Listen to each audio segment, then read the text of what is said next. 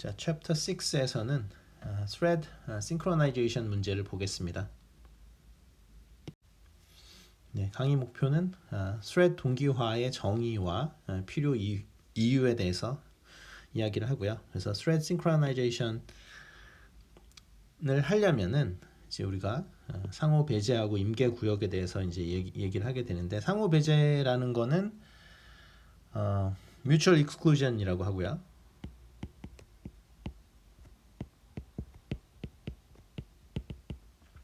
그다음에 임계 구역은 critical section이라고 부릅니다. 그래서 코드에서 어떤 그 shared data에 액세스하는 그 부분을 코드에서 특별히 이제 critical section이라고 이야기를 합니다. 그래서 이거는 그러니까 그 베타적으로 실행이 돼야 되겠죠. 안 그러면은 critical data가 이것도 액세스하고 저것도 액세스하고 하면은 문제가 생기니까요. 그다음에 mutual exclusion은, 이 단어는 그 보통 이제 확률 배울 때 많이 나오죠. 그래서 배반 사건이다라고 이야기를 할 때 mutual exclusive event라고 하잖아요. 그래서 똑같은 단어입니다. 그래서 그 mutual exclusive event가 A하고 B가 뭐 mutually exclusive 하다 그러면은 A라는 이벤트가 일어났을 때 절대 B라는 이벤트가 동시에 일어날 수는 없죠. 그래서 지금 이제 그걸 하는 거고요. 그래서 mutual exclusion, 그 다음에 critical section에 대해서 말씀을 드리겠습니다. 그 다음에 그 mutual exclusion을 구현하는 방법, 그리고 이제 atomic instruction이라고 해가지고 원자 명령 이런 것들에 대해서 설명을 드리도록 하겠습니다. 먼저 섹션 1의 thread synchronization의 필요성 보겠습니다. 자, 그래서 thread synchronization의 필요성 보겠습니다. 그래서 여러 개의 thread가 동시에 어떤 공유되는 데이터에 writing을 한다고 생각을 해봅시다. 그러면 두 개가 동시에 뭐 공유 데이터를 읽는 경우에는 아무런 문제가 없죠. 그렇죠? 뭐 100이라고 쓰여 있으면은 100을 서로 읽어 갈 테니까. 그런데 이 경우, 그러니까 두 번째 경우, 그러니까 하나의 스레드는 write를 하고 하나의 스레드는 읽는다. 그러면 어떻게 되는 거예요? 그러면은 그 읽고 쓰는 순서에 따라서 읽는 값이 달라지겠죠. 그렇죠? 100을 그러니까 100에다가 뭐 100을 더하라고 하는 그런 스레드하고, 그 다음에 그냥 read하는 스레드가 있는 경우에 read를 먼저 하게 되면은 100을 읽어갈 거고, write가 먼저 되면은 200을 읽어가겠죠. 그렇지만 어쨌든 그 데이터가 훼손이 되는 거는 없습니다. 왜냐하면 어차피 우리가 원하는 것은 100이라는 데이터가 뭐 100을 더해서 200이 되는 걸 원하는 거니까 어쨌든 훼손은 없지만 그 리딩하는 값이 누가 먼저냐에 따라서 달라지는 거죠. 그런데 두 개의 스레드가 동시에 공유 데이터에 쓰는 경우, 이거는 공유 데이터가 훼손될 가능성이 있습니다. 그래서 여기 예를 한번 보면은 은행 서버 컴퓨터에 100만 원이 지금 있습니다. 공동 계좌에 있는데 두 명이 동시에 100만 원씩을 입금을 하면은 우리가 원하는 거는 100에서 뭐 100만 원 더하고 100만 원 더하고 해서 300만 원이 되는 거를 원하는 거죠. 그런데 이게 동시에 실행이 되다 보면은 원래 100이 있었는데 둘 다 동시에 읽으면 어떻게 돼요? 100이 있었으니까 거기다가 100을 더하면 200이죠. 그렇죠? 그래서 200을 한번 write하고 다시 200으로 한번 write 하게 되면 어떻게 됩니까? 그냥 잔액이 200만 원이 돼 버리죠. 그래서 데이터가 이제 훼손되는 걸 볼 수 있습니다. 그래서 thread synchronization이 뭐냐면은 공유 데이터에 대한 그 다수의 thread가 동시에 접근할 때 공유 데이터가 이렇게 훼손되지 않게 하는 기법을 우리가 thread synchronization이라고 이야기를 합니다. 그러면 이거를 어떻게 하면 되느냐? 두 개가 동시에 접근을 못하게 하면 되겠죠, 그렇죠? 그래서 하나의 thread가 접근하면 다른 thread는 절대로 접근하지 못하게, 그래서 mutually exclusive하게 그 공유되는 데이터를 액세스하게 만들어주면 되겠죠. 그래서 이번 챕터에서 다루게 될 내용이 바로 그 thread synchronization에 대한 내용입니다. 자, 여기에 뭐 공유 집계판에 동시에 접근하는 사례라고 나오는데, 이 학생들은 이제 10이라는 걸 더하는 학생들이에요. 그래서 60이 그러니까 50이라는 데이터가 있었는데 어떤 학생도 이제 짐을 뭐 둘 다 10개씩 옮긴 다음에 이제 내가 옮긴 게 10개다라고 하면 이제 옮긴 거 이제 총 합은 10개씩 늘어나야 되잖아요. 뭐 그런 거예요. 그래서 원래 데이터가 이제 50개라고 있는 상황이고, 근데 그 동시에 들어와서 그 50이라는 데이터를 보면은 내가 옮긴 게 10개니까 50 더하기 10 해가지고 60을 라이팅하고, 그 다음에 또 학생 B도 들어와서 50개였으니까 그걸 동시에 보면 10개 더하니까 60개 해서 60이라는 거를 두 번 라이팅 하게 되면은 결과가 잘못되죠. 네. 그래서 이거 어떻게 해야 되느냐? 학생 A가 그 라이팅을 할 때는 B는 바깥에서 대기해야 된다라는 거죠. 네. 그래서 학생 A가 60이라는 걸 라이팅을 하고 나면 그리고 학생 A가 이제 밖으로 빠져나가면 그 다음에 이제 학생 B가 문을 열고 들어올 수 있게 이렇게 해야 된다라는 거죠. 네, 그래서 지금 학생이 나타내는 게 이게 thread A고요. thread A고 이제 학생 B가 지금 thread B죠. 자, 그래서 공유 집계판 문제를 프로그램으로 한번 뭐 예를 들어서 보겠습니다. 그래서 두 명의 학생, 이거는 지금 thread T1, T2라고 우리가 부르기로 하고요. 그 다음에 공유 집계판을 어떤 shared variable, sum이라는 variable로 봅시다. 그러면은 계산식은 이제 sum에다가 sum plus 10, 이거는 이제 아시다시피 지금 sum을 읽어서, sum이란 variable 값을 읽어서 10을 더해가지고 그 sum에다가 이렇게 할당하는 식이죠. 시어너에서. 그래서 뭐 잘 아시다시피 이제 equal은 할당한다라는 의미고요. 자, 그래서 보면은 지금 T1이라는 thread하고 T2라는 thread는 요 sum equal sum plus 10이라는 거를 실행을 하는 그런 thread고, sum이라는 이제 공유 변수가 있습니다.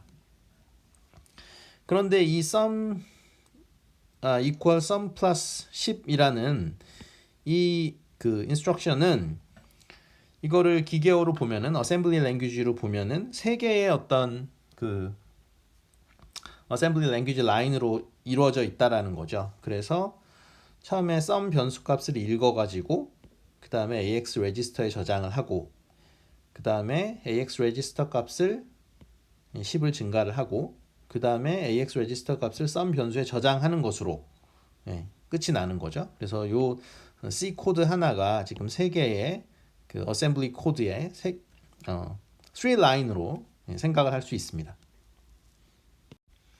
자, 그래서 T1 thread하고 T2 thread가 지금 공유하고 있는 변수 sum에 이제 동시에 실행을 할 때 어떤 일이 벌어지는지 한번 보겠습니다. 지금은 싱글 코어예요. 그래서 CPU는 하나밖에 없다라고 가정을 하는 겁니다. 먼저 T1이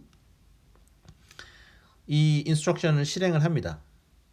그런데 실행을 하는데 이 첫 번째 라인을 실행을 하다가, 그렇죠? 그래서 sum이라는 그 variable의 값을 이제 AX라는 그 레지스터로 옮기죠. AX라는 레지스터로 옮기는데 갑자기 타이머 인터럽트가 발생을 했어요. 그래서 타임 슬라이스가 경과를 해가지고 T1에 할당된 타임 슬라이스가 경과를 하는 바람에 그러니까 CPU 레지스터 값들, 물론 AX를 포함해서 그게 TCB에 저장이 됩니다. 그러니까 Thread Control Block에 저장이 돼요. 자, 그 다음에 이제 중단이 돼서 이제 T2가 실행이 되는 겁니다. 근데 T2는 멀쩡히 다 실행이 돼가지고 그 sum 값을 10을 증가하는 게 다 됐어요. 그래서 sum이라는 이 공유된 데이터는 이미 60으로 바뀌었습니다. 그 다음에 이제 그러니까 타이머 때문에 타임 슬라이스 때문에 이제 그 비켜놨던 그 T1이 다시 실행이 됩니다. 그런데 그 실행이 될 때 어떻게 해요? 요 윗줄만 실행이 됐으니까, 그렇죠? 그러니까 TCB에서 값이 저장이 됐던 그 50이라는 값을 다시 가져오겠죠. 그렇죠? 이거를 다시 카피해서 가져옵니다. 가져온 다음에 두 번째 라인하고 세 번째 라인을 실행을 하게 되면은 어떻게 돼요? 50에다가 10을 더하고 그 60 값을 이 썸에다가 쓰게 되죠. 그래서 이렇게 썸이 또 60이 됩니다. 근데 그렇게 되면 안 되겠죠. 그죠? T1 실행되고 T2 실행되면은 70이 돼야 되는데 이렇게 60이 됩니다. 그래서 이런 잘못된 결과가 왜 발생을 하느냐? 네. 그거는 일단 이 T1이 그러니까 이 sum 그러니까 sum equal sum 플러스 10이라고 하는 것이 그 어셈블리 랭귀지로 보면은 3개의 인스트럭션으로 이루어져 있죠. 예. 근데 이거를 그 한 스레드가 그걸 마칠 때까지 놔둬야 되는 거예요. 예. 근데 이게 중간에 그냥 끊어버렸죠. 그렇죠? 그러니까 라인이 3개인데 하나의 그 인스트럭션만 하고 T2가 이제 실행이 돼 버리죠. 예. 그래서 그렇게 되면 안 된다라는 거죠. 예, 그래서 이 세 개의 라인이 어떤 크리티컬 섹션이 되는 거고 이것을 T1이 지금 수행 중이었잖아요. 예, 실행 중이었는데 중간에 치고 들어오는 거죠. T2가. 예, 그러면 안 된다라는 거죠. 그래서 T1이 이걸 수행을 할 동안은 T2가 그것이 그러니까 이거는 T1이 실행하는 그 중간에 T2가 끼어 들어오는 건데 예, 그러면 안 된다라는 거예요. 그래서 그러니까 mutually exclusive하게 해야 된다라는 거죠. T1이 수행을 할 때는 T1이 끝까지 수행을 하도록 놔둬야 됩니다. 자, 그래서 이거는 이제 thread synchronization이 안 된 그 example입니다. 보면은 여기 있는 거, 이게 지금 thread 코드죠. 그래서 보면은 10을 더하는 거를 100만 번 수행을 합니다. 그래서 여기 pth read create이라는 그 thread library에서부터 여기서 thread가 하나 생기고 여기서 thread가 하나 생기죠. 그래서 두 개의 thread가 생겨서 이제 10을 100만 번 그렇죠? 예, 100만 번 더하게 됩니다. 그러면은 1000만이 돼야 되고 그렇죠? 스레드 하나당 1000만이 되고 그다음에 다른 게 또 1000만이 될 테니까 2000만이라는 답이 나와야 되는 거죠. 예, 그래서 그러니까 여기 그 두 스레드가 공유하는 변수가 지금 썸이고요. 그런데 보면은 이게 그 싱크로니제이션이 안 돼가지고 실행을 시킬 때마다 보면은 2000만이 안 되는 더 작은 값이 나오는 것을 볼 수가 있습니다. 그거는 sum에서 sum equal sum plus 그러니까 10이라고 한 것이 critical section인데 그거를 지금 보호를 하지를 않았죠. 그래서 그러니까 그 베타적으로 사용을 할 수 있도록 그러니까 mutually exclusion이 되도록 해줘야 되는데 그게 크리티컬 섹션으로 지정이 되지 않았기 때문에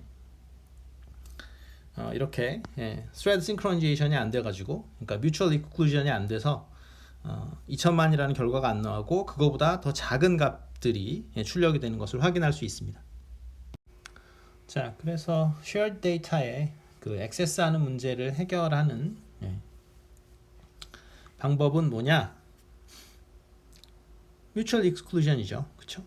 그래서 어떤 하나의 thread가 shared data 사용을 끝낼 때까지 다른 thread는 그 shared data에 접근하지 못하도록 제어를 해야 된다. 그리고 그것을 뭐라 그러냐면 thread synchronization이라고 하는 거죠. 그래서 multi-thread 경쟁 상황은 이제 상당히 자주 발생을 하고요. 그러니까 multi-thread 프로그램에서 이제 발생을 하겠죠.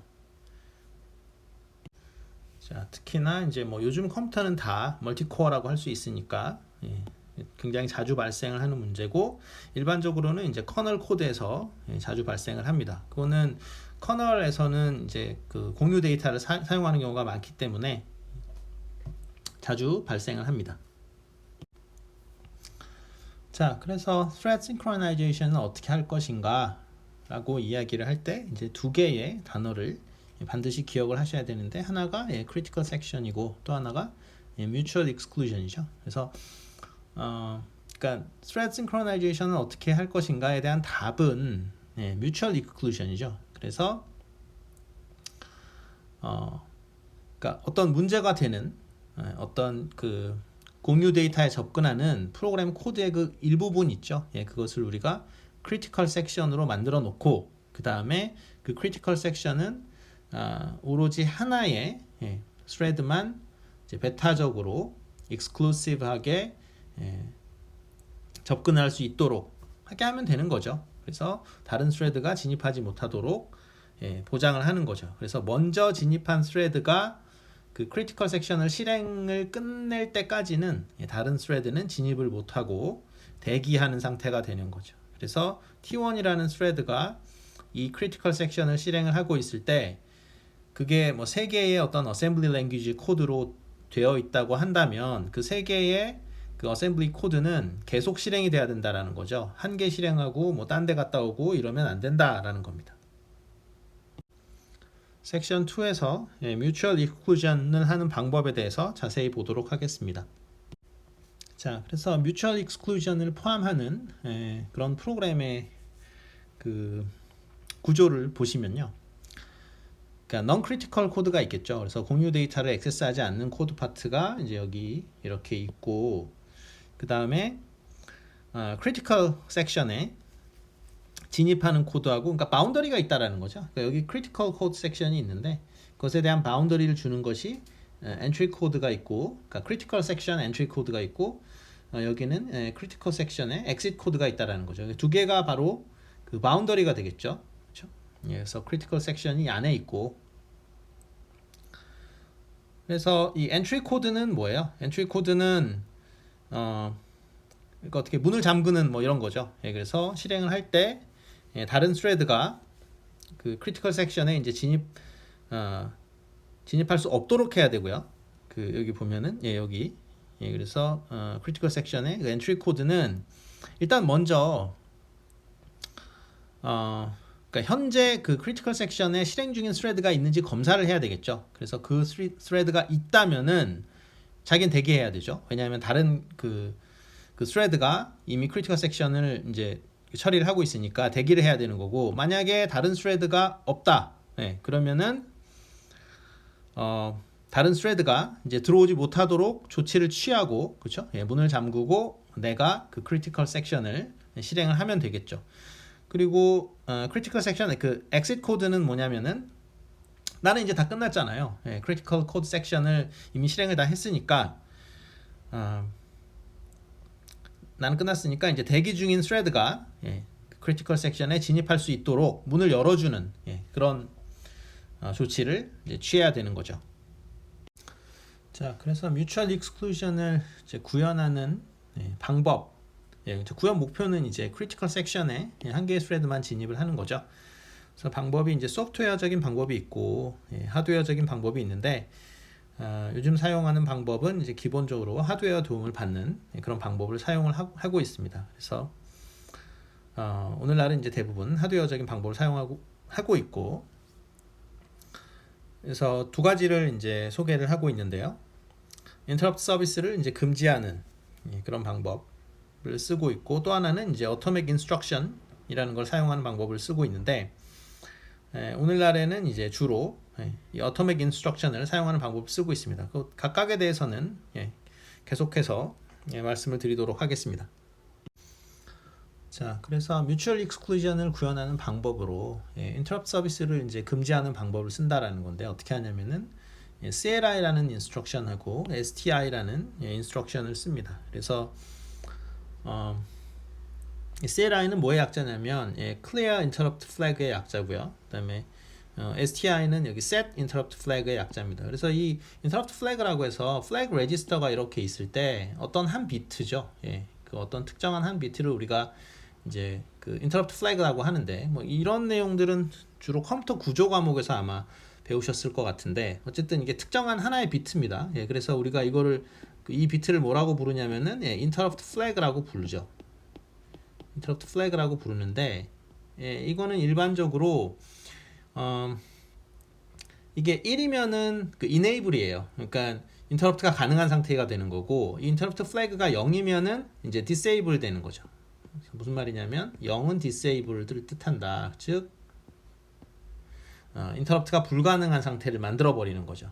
그래서 그 flag register, 그러니까 masking이라고 하죠. 그래서 이제 못 들어오게 막는 거죠. 그래서 0이 disable 또는 뭐 masking이라고 해도 되는데, 그래서 마스크를 뒤집어 쓰는 거죠. 못 들어오게. 자, 그래서 그 엔트리 코드로 그 인터럽트 서비스를 이제 가능하지 않게 만들어 버리는 거죠. 그래서 디세이블 시킨다. 인터럽트를 디세이블 시키고 그 다음에 그 크리티컬 섹션 코드를 진행한 다음에 이제 마지막으로 그 크리티컬 섹션 엑싯 코드로 STI라는 명령을 써서 인터럽트 서비스를 허용하는 거죠. 그래서 이제 다른 그 스레드가 이 그 공유 데이터 섹션에 그러니까 크리티컬 섹션에 있는 코드를 이제 수행을 할 수 있도록 그렇게 만들어 주는 겁니다. 그래서 여기 그러니까 인터럽트를 디세이블 시키면은 즉 CLI 명령으로 인터럽트 플래그를 0으로 만들면은 이제 CPU가 인터럽트 발생을 무시하고요. 그다음에 그러니까 이 경우에는 이제 인터럽트가 발생을 하더라도 CPU는 인터럽트 서비스 루틴을 실행하지 않겠죠. 매스킹 해버렸으니까. 그래서 인터럽트를 무시하면 당연히 이제 그 크리티컬 섹션을 실행하는 스레드가 중단되지 않고 이제 계속 수행을 하는 겁니다. 문제점은 뭐냐면은 모든 인터럽트가 다 무시되는 거죠. 그러니까 그러니까 지금 현재 그 크리티컬 섹션을 건드리게 되는 그런 인터럽트만 무시가 돼야 되는데 매스킹이 돼야 되는데 다른 뭐 중요한 인터럽트가 또 있을 수 있잖아요. 뭐 키보드로부터의 뭐 인터럽트라든가 그러니까 좀 우리가 그 실제로 받아줘야 되는 인터럽트까지 이제 그 공유 데이터랑 아무 상관이 없는 인터럽트가 무시가 될 수도 있고 그 다음에 이 멀티코어 CPU에서는 이 활용이 좀 어렵습니다. 뭐냐면은 무슨 말이냐면은 이 인터럽트를 금지를 하는 게 이제 CPU 단위로 그러니까 코어 단위로 되기 때문에 그 하나의 그 CPU에 인터럽트 금지를 시켰는데 다른 CPU는 인터럽트 금지가 안 돼 있는 거죠. 다른 거는 그대로 인터럽트를 받게 되기 때문에 그러면은 거기서 그 크리티컬 섹션을 내 접근을 할 수가 있잖아요. 그래서 이 방법은 잘 사용을 하지 않고 말씀드렸다시피 어토믹 인스트럭션을 쓰는 방법을 요새는 사용을 한다 이겁니다. 자, 그래서 위에 있는 거는 이제 뮤추얼 그 익스클루전이 안 되는 케이스를 말하는 거죠. 그러니까 그 인터럽트가 디세이블 되어 있어야 되는데 그렇지 않은 경우에는 인터럽트가 발생을 해가지고 이제 T1이라는 스레드를 실행하다가 이게 크리티컬 섹션임에도 불구하고 이제 T2가 이렇게 실행이 되는 거를 보여주고요. 이제 이러면 안 되는 거죠. 그래서 위에 있는 거는 이러면 안 된다라는 거고요. 여기는 지금 그 크리티컬 섹션의 그 엔트리 코드로 CLI하고 STI, 그러니까 set하고 이제 clear 이거를 하는 바람에 여기서 CLI 때문에 이제 인터럽트가 디세이블 됐죠. 그래서 인터럽트가 그러니까 그 실행을 하다가 T1을 실행을 하다가 중간에 인터럽트가 발생을 하더라도 그 인터럽트를 무시하고 계속 T1을 계속 실행을 합니다. 그 다음에 이제 STI 덕분에 그 인터럽트가 이네이블 된 다음에 그 다음에 이제 T2라는 스레드가 실행이 된다라는 거죠. 자, 이거는 락 변수 가지고 뮤추얼 익스클루전을 할 수 있느냐 예제인데요. 근데 결론적으로는 이제 그 뮤추얼 익스클루전이 안 된다라는 내용이고 이 예제를 보실 때 주의를 하셔야 될 거는 이 럭이라는 변수는 그 인터럽트 플래그하고 정확히 지금 반대예요. 이 책에서 지금 하는 거는 그러니까 1이면은 오히려 이게 잠금 상태고 그러니까 컨텍스트 스위칭 일어나거나 이런 게 아닌 거고 0이면은 오히려 이제 컨텍스트 스위칭이 잘 일어나는 그런 상황입니다. 그래서 그 인터럽트 플래그가 그 1이면은 이제 어떻게 돼요? 1이면은 오히려 인터럽트 이네이블이고 우리 0이면은 뭐 디세이블이고 그랬었죠. 근데 이건 지금 반대로 되어 있습니다. 자, 그래서 어떻게 지금 뮤추얼 익스클루전을 하는 거냐면 엔트리 코드가 이렇게 이루어졌다라고 생각하는 거죠. 이 4개의 라인이 있어서 럭 변수를 읽어가지고 AX라는 레지스터에 옮겨놓고 그 다음에 럭 변수에다가 1이라고 셋을 합니다. 그러니까 럭킹을 하겠다라는 거죠. 이제 잠그는 거죠, 문을. 자, 이제 그래서 내 거 그 크리티컬 섹션을 끝까지 수행을 하겠다 이런 내용이고 그 다음에 AX하고 0을 비교를 합니다. 그래서 AX하고 0을 비교를 해서 JN이라는 거는 이거는 jump not equal이에요. 그래서 jump if not equal. 그래서 jump not equal이라는 그건데 그 인스트럭션인데 그래서 AX하고 0을 비교를 해서 이게 같지 않으면 즉 이건 뭐냐면 0하고 어차피 비교를 하는 거니까 AX가 1이냐 아니냐 그거를 보는 거죠. 그래서 not equal이라는 거는 AX가 1일 때잖아요. 이거 굉장히 헷갈립니다. 이거 처음 보면은. 그래서 럭이면은 들어가면 안 되잖아요. 들어가면은 안 되니까. 그래서 럭 이미 문 잠갔으니까 들어가면 안 되죠. 그래서 그 럭 변수가 1인지를 확인을 하고 그러니까 1이다. 그러면 럭이 된 거니까 다시 L1으로 점프해서 이거를 계속 수행을 하는 거죠. 그래서 계속 대기하고 있어라 라는 그런 뜻이고 그 다음에 여기 exit 코드는 당연히 럭 변수를 이제 0으로 해가지고 이제 문을 열어주는 거죠. 자, 이번 그 예제는 뮤추얼 익스클루전이 성공하는 경우입니다. 그래서 지금 럭이라는 변수가 있고 처음에 럭이라는 변수가 0이었어요. 0이면은 이제 0이라는 값이 AX라는 레지스터에 옮겨지고 그 다음에 럭이라는 변수에다가 이제 1을 집어넣어서 럭을 완성을 하죠. 그러니까 잠근다 이거죠. 잠그고 그 다음에 AX는 지금 0이었으니까 같잖아요. 그러니까 같으니까 여기 크리티컬 섹션에 이렇게 진입을 하게 되겠죠. 그러니까 AX가 0이면 이제 진입을 하니까. 근데 뭐 그러다가 뭐 IO를 하던 뭐 어떤 이유로 지금 T1이 이제 중단이 됐다라고 봅시다. 그리고 이제 T2가 실행이 되려고 하는데 T2는 럭은 지금 1로 바뀌어 있는 상태죠. 그래서 AX라는 레지스터에 그 1이 들어가고요.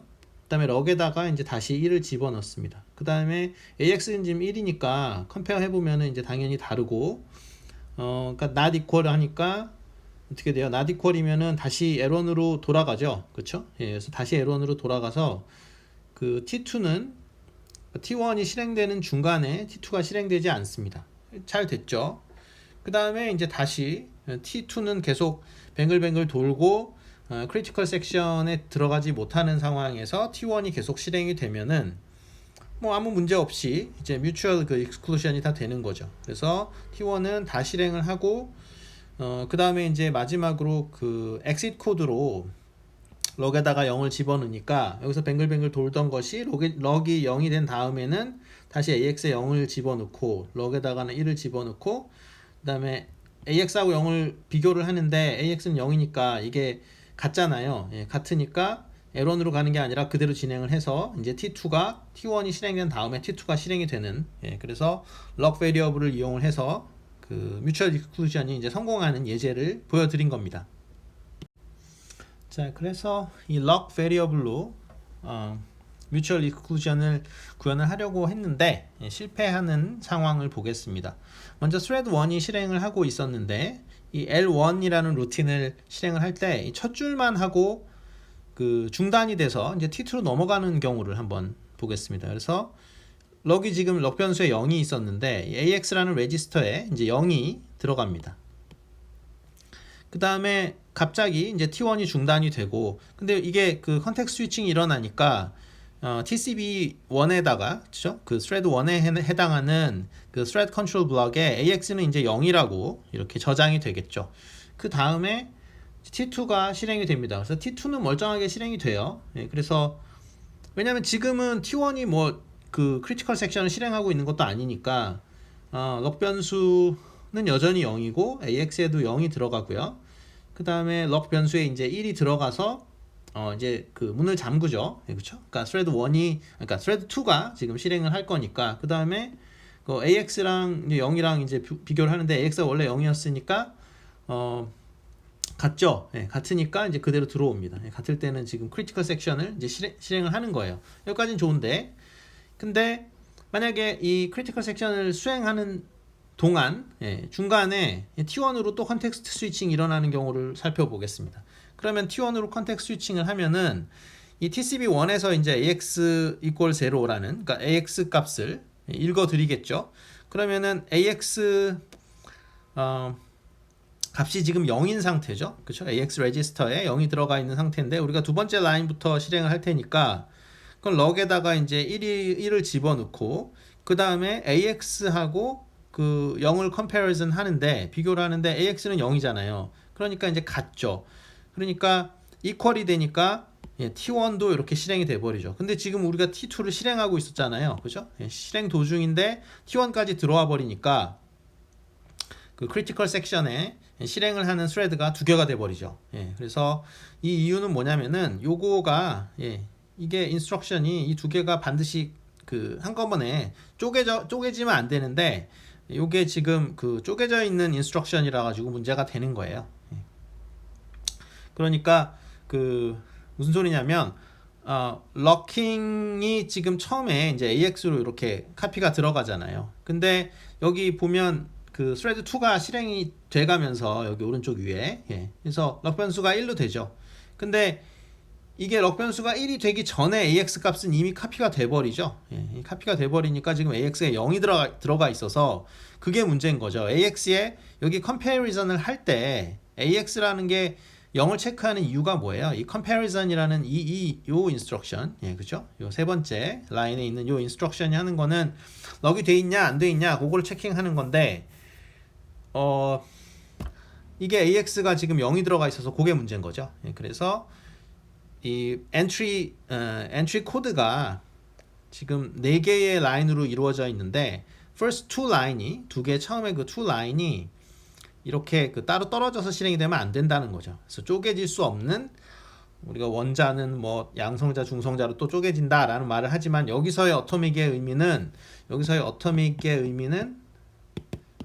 어텀은 이제 더 쪼개질 수 없다라는 의미예요. 그거 뭐 양성자 중성자 말씀을 하시면 안 되고 그냥 원자 이 인스트럭션, 어토믹 인스트럭션은 이제 쪼개질 수 없다. 근데 그게 여기서 뭘 말하는 거냐면 이 엔트리 코드의 첫 번째 라인하고 두 번째 라인 이거를 어토믹 인스트럭션으로 묶어줘야 된다. 그 얘기를 하고 있는 겁니다. 그렇지 않으면 이제 그 크리티컬 섹션을 T1과 T2가 전부 다 실행이 되는 동시에 실행이 되는 이런 충돌이 발생한다. 그걸 보여주고 있습니다. 자, 그래서 뮤추얼 익스클루전 구현 방법으로 이제 어토믹 인스트럭션을 사용을 한다라는 겁니다. 그래서 이제 대부분의 그러니까 거의 모든 오퍼레이팅 시스템에서 이 어토믹 인스트럭션을 가지고 뮤추얼 익스클루전을 하고 있습니다. 그래서 이 럭 변수 같은 거를 이용을 해가지고 그 뮤추얼 익스클루전을 할 때 이제 실패의 원인은 말씀드렸다시피 그 엔트리 코드에서 그러니까 럭 변수에 있는 거를 AX 레지스터에 읽고 그렇죠? 그 다음에 럭 변수를 지금 1로 세팅하는 그 중간에서 이제 컨텍스트 스위칭이 발생을 한 거죠. 그래서 해결책은 그 어토믹 인스트럭션을 만들어 가지고 그러니까 럭 변수를 AX에다가 무브하고 그 다음에 1을 럭에다가 무브하는 이 두 개의 그 머신 인스트럭션을 하나의 어토믹 인스트럭션으로 만들어 주는 겁니다. 그래서 이거를 test and set lock이라고 하는데 그래서 TSL 명령어라고 하는데요. 그래서 요거는 이제 똑같은 오퍼레이션을 하는 거죠.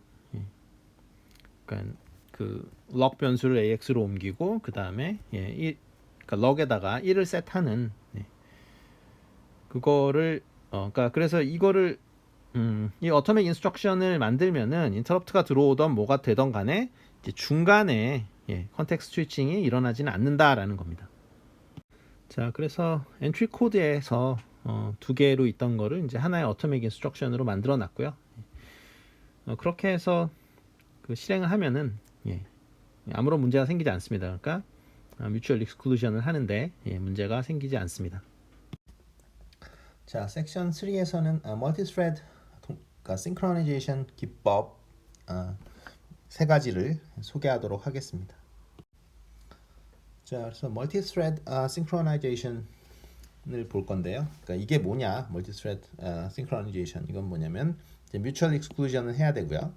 그리고 그때 이제 그 CPU 자원을 사용하려는 여러 개의 스레드들이 있는데 그것들이 어떻게 이 CPU 리소스를 공유할 것인가 그것을 보는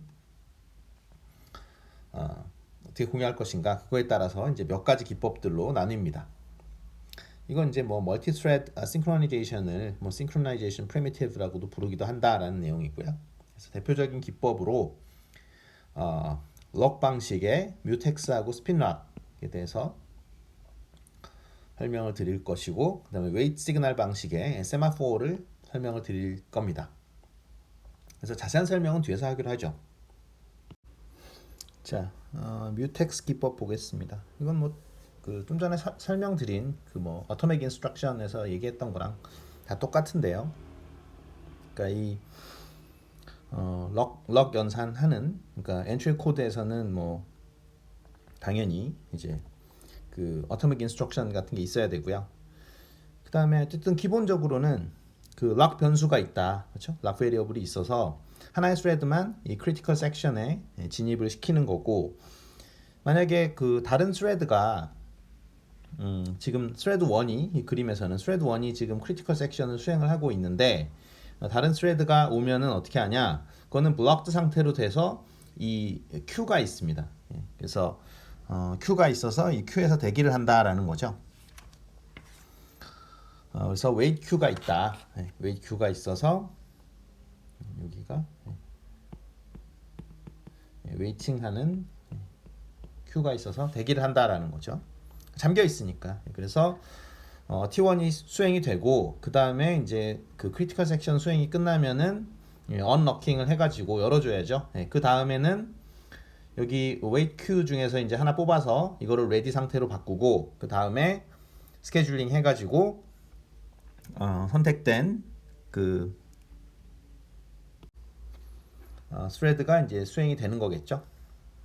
그래서 그 뮤텍스 기법의 구성 요소를 보면은 일단 락 변수가 있어야 되겠죠. 그래서 true, false인데 true는 이제 그 락을 잠그는 거, 그다음에 false는 이제 락을 다시 해제하는 거겠죠. 그다음에 queue가 필요하고요.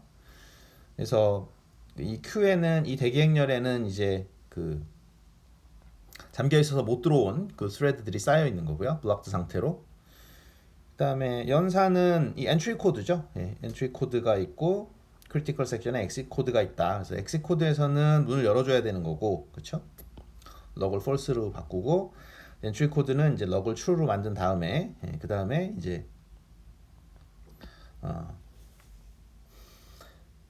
그렇죠. 럭을 true로 만들고 그 다음에 이제 그 진입해서 실행을 하는 거고요. 여기 위에 거는 요거부터 설명을 드릴까 잘못했군요. 그래서 락이 열린 상태면은 락을 잠그고 이제 크리티컬 섹션을 수행을 하면 되는 거고, 아니면 왔는데 잠긴 상태면 어떻게 돼야 돼요? 그러니까 블럭 상태로 그 스레드를 만든 다음에 이 웨이트 큐에 그 스레드가 쌓이겠죠. 자, 그래서 그림으로 그 뮤텍스를 설명을 하는 건데요. 그래서 지금 현재는 그 크리티컬 섹션을 수행하는 스레드가 없을 때 이제 T1이 들어온 거죠. T1이 들어와서 그다음에 럭이 되어 있지 않으니까 지금 열려 있으니까 이제 그 럭 연산을 해가지고 이제 잠그는 거죠. 잠근 다음에 크리티컬 섹션을 수행을 합니다. 이렇게 수행을 하고 그 다음에 이 수행을 하고 있는 도중에 이제 T2라는 것이 그 크리티컬 섹션을 실행을 하려고 했는데 봤더니 잠겨 있는 거죠. 잠겨 있으면은 웨이트 큐에 들어가 가지고 블록드 상태로 기다리고 있는 거죠.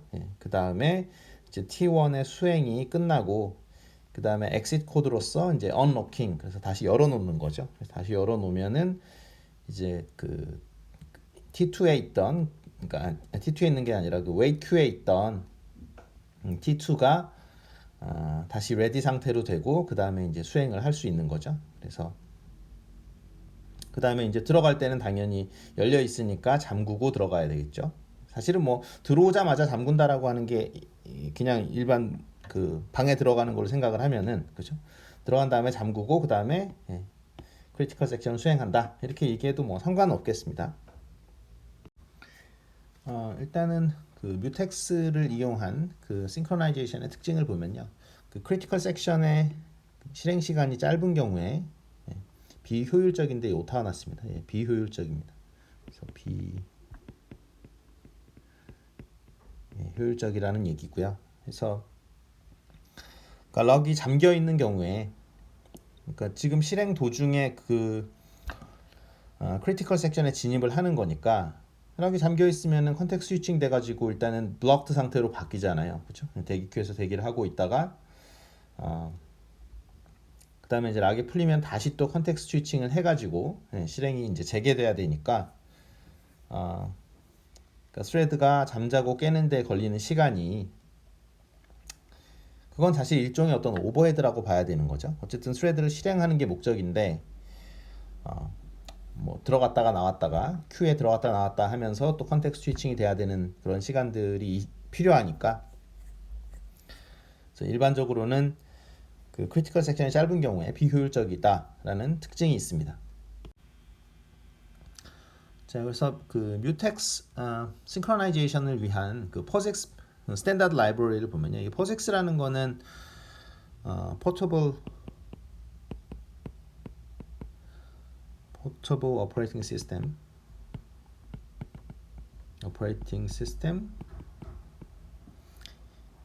인터페이스, 그렇죠? 인터페이스의 약자인데, 인터페이스 여기서 그 X라는 거는 그 유닉스에서의 그 X를 얘기하는 거예요. 그래서 이건 쉽게 말해서 제가 POSIX 그 스탠다드 라이브러리라고 하면은, 그러니까 리눅스 계열, 그러니까 유닉스 계열 쪽의 어떤 오퍼레이팅 시스템에서 사용을 한다라고 봐주시면 됩니다. 그래서 거기 보면은 이제 뮤텍스 락 변수가 있고요. 락 변수가 있고, 그다음에 뮤텍스 조작 함수들이 있습니다. 그래서 뮤텍스 락 뭐 init이라고 해서 변수를 초기화하고, 그다음에 잠그고 풀고, 럭하고 언록 있고, 그다음에 뮤텍스 락 변수의 사용을 종료시키는, 그러니까 어떤 밑에 예제 보면은 이제 럭 변수를 이렇게 만들잖아요. 만들고 초기화시키고, 그다음에 엔트리 코드로서 문 잠그고 들어갈 때 문 잠그고, 그다음에 엑sit 코드로서 이제 문을 여는 그런 그 라이브러리 함수가 있는 거죠. 그리고 그 wait queue는 pth read 라이브러리 내부에서 구현이 되어 있기 때문에 이 사용자한테는 보이지 않습니다. 그래서 우리가 그 전에 이제 살펴봤던 프로그램은 그 스트레스 싱크로나이제이션이 안 돼가지고 실행할 때마다 이제 우리가 원했던 그 최종 썸이 2천만이 나오지 않았던 문제가 있었는데, 지금 뮤텍스를 잘 이용을 해서 실행을 할 때마다 똑같이 2천만이 나오는 것을 보여주고 있고요. 그다음에 뭐 특별히 어려운 건 없습니다. 그래서 썸은 지금 두 개의 스레드가 공유하는 변수고, 스레드 크리에이트 하는 거는 여기 있죠, 그렇죠? 여기서 스레드를 두 개를 만들고요. 그 다음에 여기 그 크리티컬 섹션에 해당되는 코드는 여기 썸을 10씩 증가하는 거. 그 다음에 여기 루프가 지금 1000만 번, 루프는 100만 번을 도는군요. 그래서 100만 번을 돌고 이제 10을 100만 번 더하니까 1000만이 되게, 그러니까 한 스레드마다 1000만 되고, 그러니까 두 번째 스레드가 또 1000만 되니까 합쳐서 이제 2000만이 되는 그런 코드고요. 그 다음에 여기 뭐 뮤텍스 럭이라는 그 함수를 이용한다 그랬죠. 그 라이브러리에 있는 뮤텍스용 그 라이브러리를 이용해서 럭킹하고, 그 다음에 다시 또 그러니까 언록하고, 그렇죠? 그걸 보여주고 있고,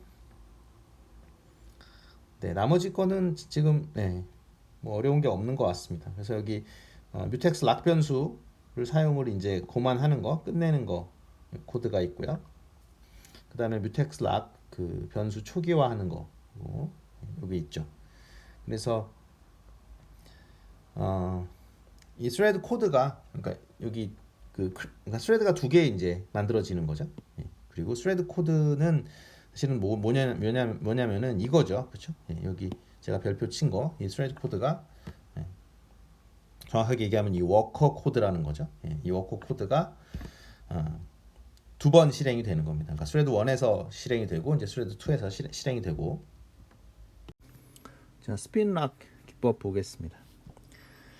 이거는 슬립 웨이팅이 아니라, 그러니까 스핀 락 기법을 우리가 그 뮤텍스랑 비교를 해가지고, 그러니까 뮤텍스 기법하고 비교를 해서 뮤텍스 기법은 sleep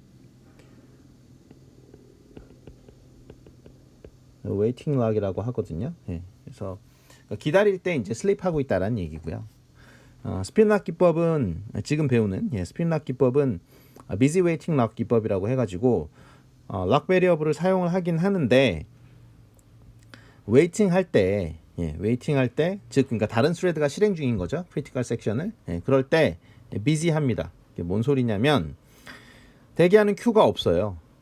그러니까 그 뮤텍스 같은 경우에는 그 웨이트 큐에 들어가 가지고 그냥 계속 대기를 하고 있는 거니까 그건 사실은 이제 슬리핑 하고 있는 거죠. 그런데 여기는 계속 그 엔트리 코드를 실행하면서 비지하게 있습니다. 그 스레드가. 그래서 CPU를 계속 소모하는 기법입니다. 스핀락 기법의 이제 구성 요소를 보면요.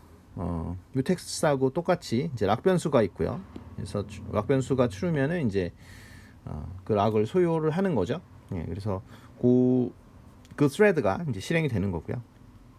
락 변수, 그러니까 락을 하는 것은 당연히 엔트리 코드로 이제 하는 거고, 그다음에 딱 봤는데 이제 잠김 상태면은 어떻게 하는 거예요? 그러니까 처음에 잠겨져 있으면은 그 뮤텍스 같은 경우에는 블럭드로 바꾸고 그 웨이트 큐에 들어갔었는데 이건 그게 아니고 이제 무한 루프를 돌면서 이거를 계속 럭 연산을 시도를 합니다. 그러니까 여기서 계속 그냥 뱅글뱅글 돌고 있는 거예요. 그래서 스핀 한다라는 게 이제 거기서 나온 말이죠. 그래서 럭 연산을 하면서 계속 뱅글뱅글 돌고 있는 겁니다.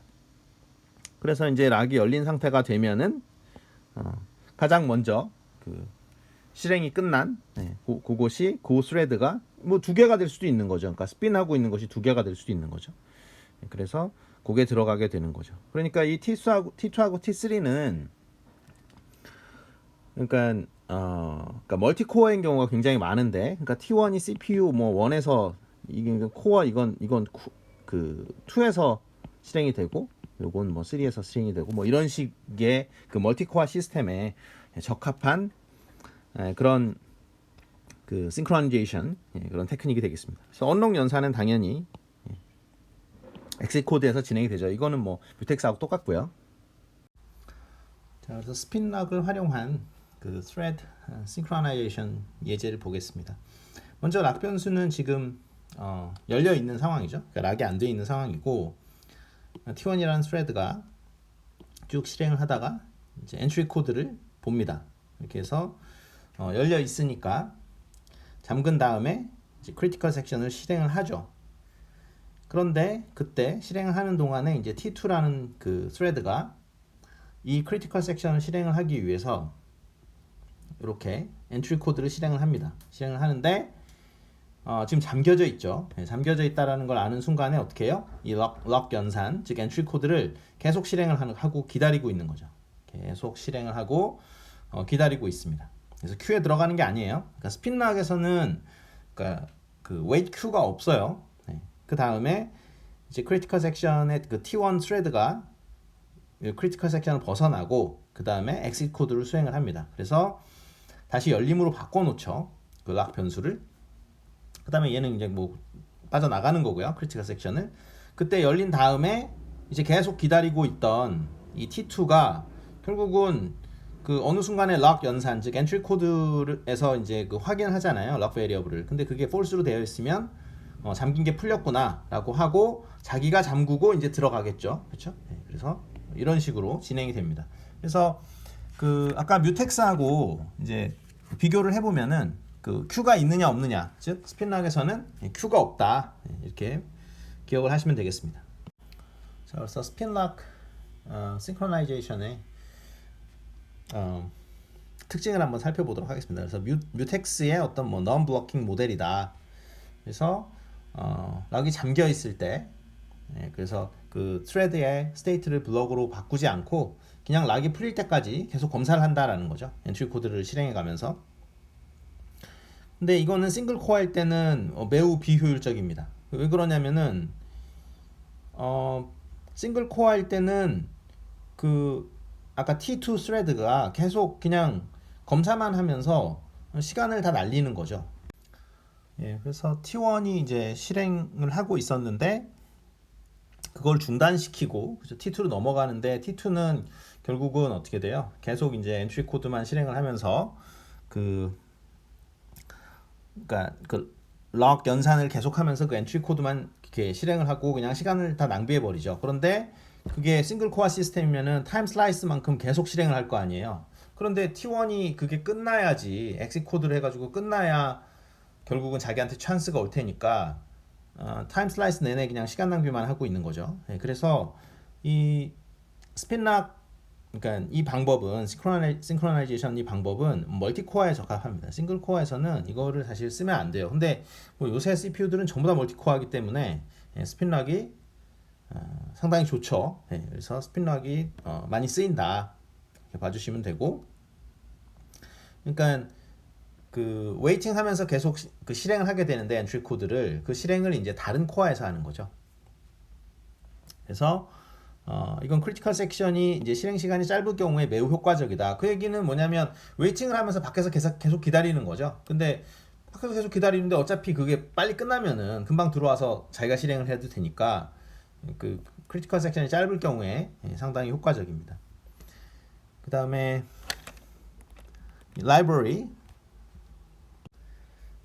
그래서 Possible Operating System 뭐 인터페이스라고 그랬죠. X는 그 유닉스에서 온 거고, 그래서 유닉스의 여러 가지 버전들이 있는데 그쪽에서의 그 스탠다드 라이브러리는 다들 요런 것들을 지원한다라는 거죠. 그러니까 스핀락 변수도 있고 그 다음에 그 라이브러리 안에 스핀락을 조작할 수 있는 그런 함수들. 그래서 스핀락 변수를 뭐 초기화하고 그 다음에 럭하고 잠그고 풀고 그 다음에 최종적으로 그 변수를 없애는 그러한 그 라이브러리 함수들을 다 제공을 하고 있습니다. 자, 그래서 스핀락을 이용한 그런 프로그램을 한번 보여드리는데요. 뭐 결과는 뭐 똑같고 우리가 계속 하던 겁니다. 그래서 10씩 더하는 거죠. 썸이 처음에 0이었고, 그렇죠? 처음에 0이었는데 두 개의 스레드가 이제 공유하는 변수, 글로벌 베리어블이 썸이고요. 그 다음에 100만 번 이제 for 돌죠. 그러니까 여기 지금 있는 게 요게 지금 스레드 코드죠. 그렇죠? 여기 스레드 코드라고 써 있지만 이게 스레드 코드고, 스레드가 지금 ph read create라는 걸 요걸로 한 번, 여기서 두 번, 그죠? 여기서 스레드 1, 스레드 2 이렇게 만들어진다고 보시면 되고, 그래서 10을 100만 번 더하고 또 10을 100만 번 더하고, 그래서 1000만 해서 합쳐서 2000만이 되는 프로그램이 잘 진행되는 걸 볼 수 있습니다. 요거는 이제 뭐 럭 변수를 없애버리는 거고요. 요거는 그러니까 럭 변수를 만드는 거죠. 그리고 여기 pth read join이라는 함수 있는데 이거는 뭐 그 전에도 말씀을 드렸었죠. 그래서 이 tid 0라는 스레드가 이제 그 종료될 때까지 기다린다라는 뜻이고요. 이것도 마찬가지로 스레드가 두 개니까 pthread join이라는 함수를 두 개를 썼죠. 그래서 두 개의 스레드 모두가 이제 끝날 때까지 기다린다. 그 다음에 최종적으로 이제 printf를 하는 거죠. 자, 그래서 뮤텍스하고 스핀락 방법을 한번 비교를 해 보는데요. 그러니까 락이 잠기는 시간, 그러니까 잠겨 있는 시간이죠, 정확하게 얘기하면. 그래서 크리티컬 섹션이 길다. 그럴 경우에는 이제 뮤텍스가 좀 바람직하겠죠. 왜냐하면 어차피 오래 그 스레드가 크리티컬 섹션에 머물 거면은 새로 들어온 것들은 그냥 아예 포기하고 그 웨이트 큐에서 그냥 조용히 기다리는 게 좋잖아요. 그 열릴 때까지 계속 그 열렸는지 안 열렸는지를 계속 체크하고 있는 것보다는 그냥 아예 편하게 웨이트 큐에서 기다리는 게 낫겠죠. 적어도 그 CPU를 아끼는 측면에서, 왜냐면 CPU는 그거를 계속 이제 열렸는지를 체크를 하고 있어야 되니까, 폴링이라고 하죠. 그래서 이렇게 문이 열렸나 이렇게 또 보고, 좀 이따가 또 문이 열렸나 이렇게 보고 계속 보는 거죠. 그래서 단일 CPU를 가진 시스템에서는 뮤텍스를 쓰는 게 낫겠다. 말씀드렸다시피 이제 단일 CPU에서는 싱글 코어에서는 사실 스핀락은 의미가 없죠. 그렇죠? 크게 의미가 없다. 왜냐면 체크를 계속 하고 있는데 그게 단일 CPU를 먹고 있는 거잖아요. 근데 그거는 아무 의미가 없죠. 왜냐면 지금 스레드 1이 중간에 그 중단된 상태이기 때문에 걔가 그 크리티컬 섹션을 다 끝내지 못한 상태잖아요. 그러니까 어차피 그 타임 슬라이스 때문에 그 아웃돼 가지고 다시 또 T1으로 넘어가야 되기 때문에 이때는 그 뮤텍스를 그러니까 스핀락을 쓰면 안 되겠죠. 그러면 좋지가 않고 대신에 이제 멀티코어 같은 경우에는 스핀락이 좋다. 왜냐하면 일반적으로 보통 많은 경우에 특히나 커널에서는 그 크리티컬 섹션이 굉장히 짧게 작성이 되어 있기 때문에 괜히 막 컨텍스트 스위칭 같은 거 하면서 큐에 들어갔다가 나왔다가 막 블로킹하고 막 이런 거 좋지 않다라는 거죠. 그래서 뮤텍스의 경우에는 그냥 유저 프로그램에서 사용하는 경우가 많고 스핀락 같은 경우에는 이제 커널 코드로 사용하는 경우가 많다라는 거죠. 이건 뭐냐면 이 커널 코드는 이게 그 유저 프로그램이 아니니까 굉장히 그 프로페셔널들이 짜놨거든요. 그래서 이게 그 크리티컬 섹션이 굉장히 짧아요. 그러니까 꼭 크리티컬 섹션으로 하지 않아도 되는 것들은 다 크리티컬 섹션으로 지정이 처음부터 안 돼 있죠. 그래서 처음부터 되게 그 짧아요. 그 크리티컬 섹션이. 그러니까 괜히 뭐 그 큐에다가 집어넣고 어쩌고저쩌고 하면서 그 컨텍스트 스위칭을 타임을 잡아먹는 게 좋을 게 없는 거죠. 근데 그에 비해서 유저 프로그램 같은 경우에는 유저 애플리케이션 프로그램 같은 경우는 그거는 그러니까 아예 프로페셔널이 짰다고 볼 수도 없는 거죠. 그렇죠? 유저 프로그램이라는 건 사실은 어떻게 보면 누구나 짤 수 있는 거기 때문에 이럴 경우는 그 synchronization 이 문제, 그러니까 thread synchronization 문제를 그러니까 해결을 하기 위해서 이제 상대적으로 좀 그 길게 크리티컬 섹션을 잡아 놓을 수도 있는 거죠. 왜냐하면 프로페셔널이 짜지 않았기 때문에. 그래서 그럴 경우에는 어차피 크리티컬 섹션이 기니까 그냥 그 크리티컬 섹션을 실행하고 싶은 또 다른 스트레스는 아예 그 웨이 큐에 가가지고 편히 좀 쉬다가 오는 게 차라리 낫다라고 생각할 수 있겠죠. 그래서 커널 코드나 이제 인터럽트 서비스 루틴에서 이 그 스핀락을 사용을 합니다. 왜냐하면 인터럽트 서비스 루틴이라는 거는 이게 빨리 실행이 돼야 되는 거잖아요. 빨리 실행이 돼야 되는 거기 때문에 이게 그러니까 굉장히 짧으면서도 어쨌든 빨리 실행이 돼야 되는데 그러면은 기다렸다가 그냥 바로 실행을 하는 게 좋죠. 그렇죠? 그러니까 인터럽트 서비스 루틴이 들어오면은 크리티컬 섹션을 지금 누가 있더라도 그걸 내가 계속 대기를 타다가 빨리 그 다음에 이제 그 럭 변수가 풀리자마자 바로 실행을 하는 것이 좋은 거지. 그냥 뭐 블로킹 한 다음에 거기 웨이트 큐에서 한참 자다 나오는 것은 사실은 그렇죠? 좋은 방법이 아니겠죠. 그래서 인터럽트 서비스 루틴에서 우리가 크리티컬 섹션이 있는 경우에 이때는 스핀락 방법을 써야지 그 하루빨리는 좀 그렇죠. 하루가 아니죠, 단위가. 어쨌든 굉장히 빨리 인터럽트 서비스 루틴이 인터럽트 걸리자마자 실행이 될 수 있다라는 거죠. 그러니까 실행을 그걸 하려고 그러는데 뭐 웨이트 큐에 가가지고 좀 이거 실행하려고 그랬는데 이게 지금 막혀 있어. 그래서 럭이 돼 있다. 그러면은 괜히 왔다 갔다 하지 말고 그거를 실행할 수 있을 때까지 계속 이렇게 이거 내가 실행해도 되는지 계속 체크하다가 쭈루룩 실행하는 것이 더 좋은 방법이라는 거죠. 그래서 커널 코드나 인터럽트 서비스 루틴 같은 경우에는 거기서 지금 어떤 그 thread synchronization 문제가 발생을 했을 때 그것은 스핀락 방법으로 해결을 하는 것이 좋다라는 거예요. 뮤텍스 방법으로 해결하지 말고. 근데 대부분 이제 사용자 응용 프로그램의 경우에 유저 프로그램의 경우에는 이제 뮤텍스를 사용을 하도록 이제 프로그래밍을 보통은 한다라는 겁니다.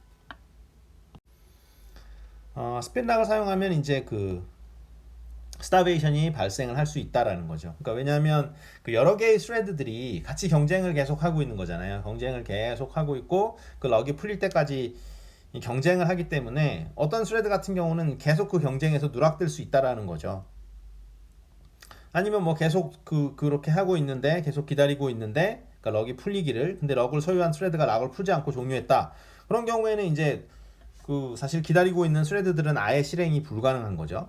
왜냐면 락이 풀리기만을 기다리고 있는데 그게 안 풀리고 그냥 계속 그 상태로 되면은 근데 상대적으로 뮤텍스는 이제 그런 일이 없죠. 왜냐면 이건 어차피 줄 세워서 앞에를 먼저 그 블록 스테이에서 바꾸게 되잖아요. 그러니까 어차피 줄이 있으면 뭐 어차피 내 턴이 돌아올 거 아니에요. 물론 뭐 락이 풀리지 않는 경우는 사실은 뮤텍스에서도 그렇죠. 락이 풀리지 않으면은 들어갈 수가 없잖아요.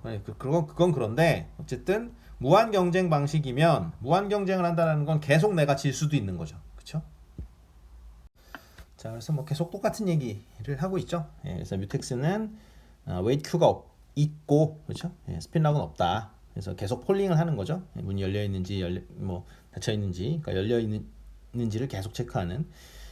그다음에 문이 잠겨 있으면 어떻게 돼요? 예, 그 스레드를 이제 블로킹 하죠. 그리고 웨이트 큐에 가버리는 거고, 이거는 블록되지 않고 계속해서 그 락을 검사를 하게 됩니다. 그다음에 록하고 언록하는 그 비용은 뮤텍스 같은 경우는 이제 한번 체크하고 그냥 그 큐로 가버리니까 당연히 저 비용인데, 얘는 뭐 이게 그게 좋은지를 모르겠어요. 그러니까 그 연산 자체가 비용이 있다라기보다 그 럭 연산을 이제 계속하는 거죠. 얘는 그렇죠. 그래서 CPU를 계속 이제 사용하면서 그 럭 베리어블이 열려 있는지를 계속 체크하게 됩니다. 스핀럭은. 그래서 말씀드렸다시피 이제 뮤텍스 같은 경우는 이제 싱글 단일 코어 할 때 적당하고, 그 다음에 그 스핀락 시스템, 그러니까 스핀락 같은 경우는 멀티코어 CPU에 적당합니다. 그리고 주로 사용처는 이제 그 유저 프로그램의 경우에는 주로 뮤텍스, 그 다음에 스핀락의 경우에 커널 코드나 이제 인터럽트 서비스 루틴을 처리를 할 때 그게 이제 빨리 처리가 돼야 되는 부분이죠. 그래서 굉장히 프로페셔널들이, 정말 최고의 전문가들이 그 코드들을 짰잖아요. 인터럽트 서비스 루틴이나 커널 코드들은 이제 정말 그 최고 권위자들이 이제 그 프로그래밍을 한 건데, 그 경우에는 그 크리티컬 섹션이 굉장히 짧게 디자인되어 있습니다. 그래서 굳이 왔다 갔다 컨텍스트 스위칭을 하면서 이렇게 그 웨이트에 집어넣지 말고 그냥 기다렸다가 서비스를 하는 게 이제 적당한 거죠. 그래서 스핀락을 주로 사용을 합니다. 자, 그래서 세마포의 그 아이디어를 설명하기 위한 예제인데요. 그래서 세미나실 대여 시스템입니다.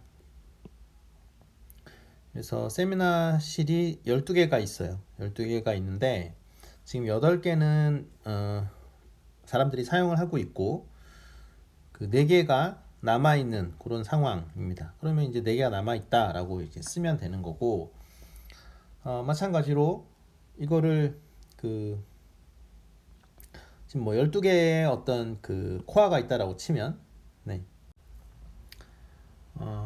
4개는 지금 비어 있는 거고 8개가 사용 중이다, 이렇게 보면 되겠죠. B 그림에서.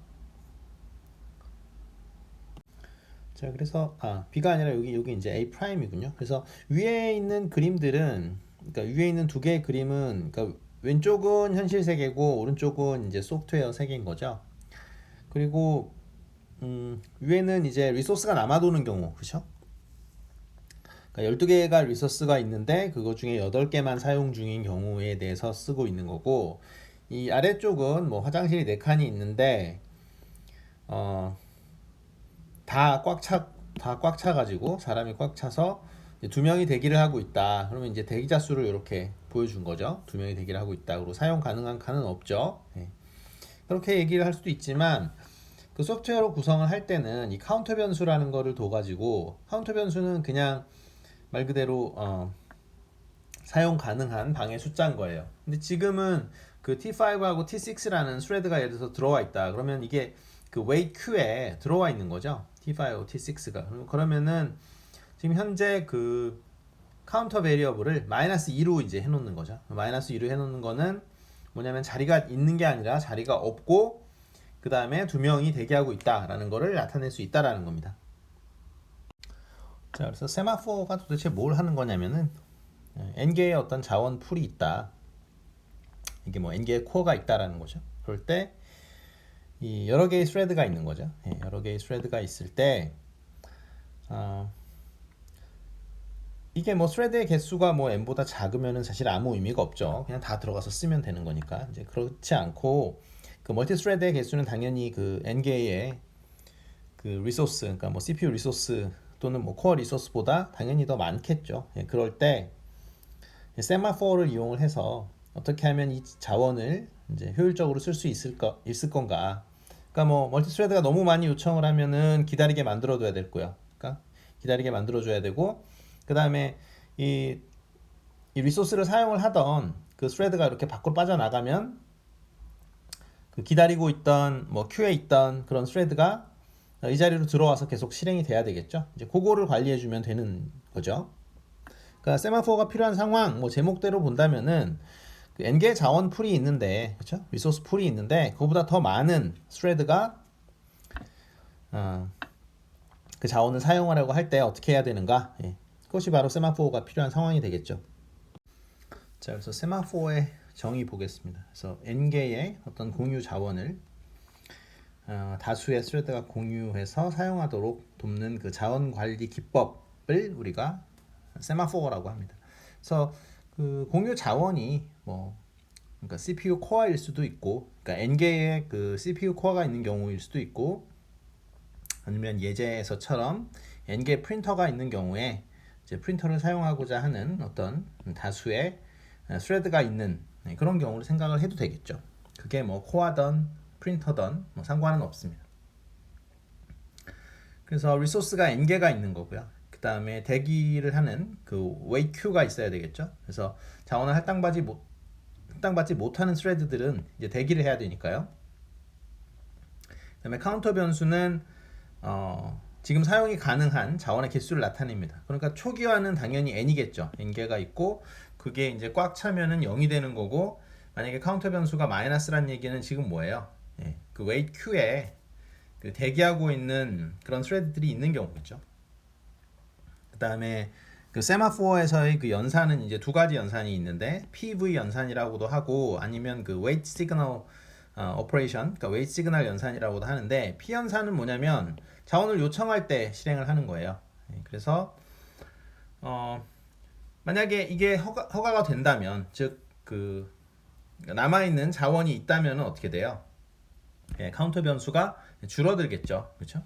줄어들고 그 다음에 V 연산의 경우에는 이제 자원을 이 스레드가 다 썼다. 예, 그러면은 자원을 반환하는 거니까, 그렇죠? 자원 사용이 끝났음을 알리면서 세마포어에 알리고, 그 다음에 그 세마포어의 카운터 변수가 이제 늘어나겠죠. 왜냐면 리소스가 늘어나는 거니까요. 자원 사용이 그러니까 어떤 스레드가 끝나면. 자, 그래서 뭐 세마포어를 사용하는 예제입니다. 그래서 스레드 4개가 있고요. 그리고 지금 카운터 변수가 이제 초기에는 4였죠. 그런데 이제 스레드 1이 실행을 할 때 이제 P 연산을 하면서 계속 감소를 하죠. 그 카운터 변수 값이 4에서 3으로, 그다음에 T2 들어오면 2로, T3가 실행이 되면은 1로, 그다음에 T4가 실행이 되면서 이제 0이 되죠. 그렇죠? 이제 더 이상 그 리소스가 없는 상황이 되는 거고, T5하고 T6가 이제 차례로 그 리퀘스트를 하게 되면은 P 연산을 그러니까 P 연산을 하게는 되는데, 그 P 연산에는 항상 if문이 있거든요. 그래서 무슨 소리냐면 P 연산을 할 때 if문이 있어가지고, 그러니까 그 리소스가 남아 돌면 이제 T5가 들어가서 실행을 하겠죠. 근데 지금의 경우에는 T5가 왔을 때는 T1부터 T4까지가 전부 다 그 스레드가 리소스를 다 사용하고 있는 상황이니까 이제 자원이 더 이상 없기 때문에 wait queue에 들어가고 카운터 변수는 줄어서 -1이 될 거고, T6가 들어오면 마찬가지로 지금 queue에 대기를 해야 되니까 카운터 변수가 이제 -2가 된다라는 걸 알 수 있고요.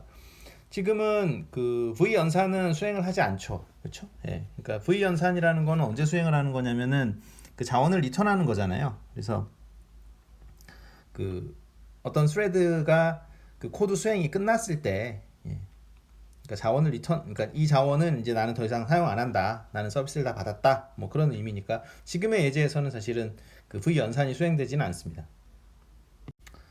자, 우리가 그 여태까지 설명을 한 세마포어는요,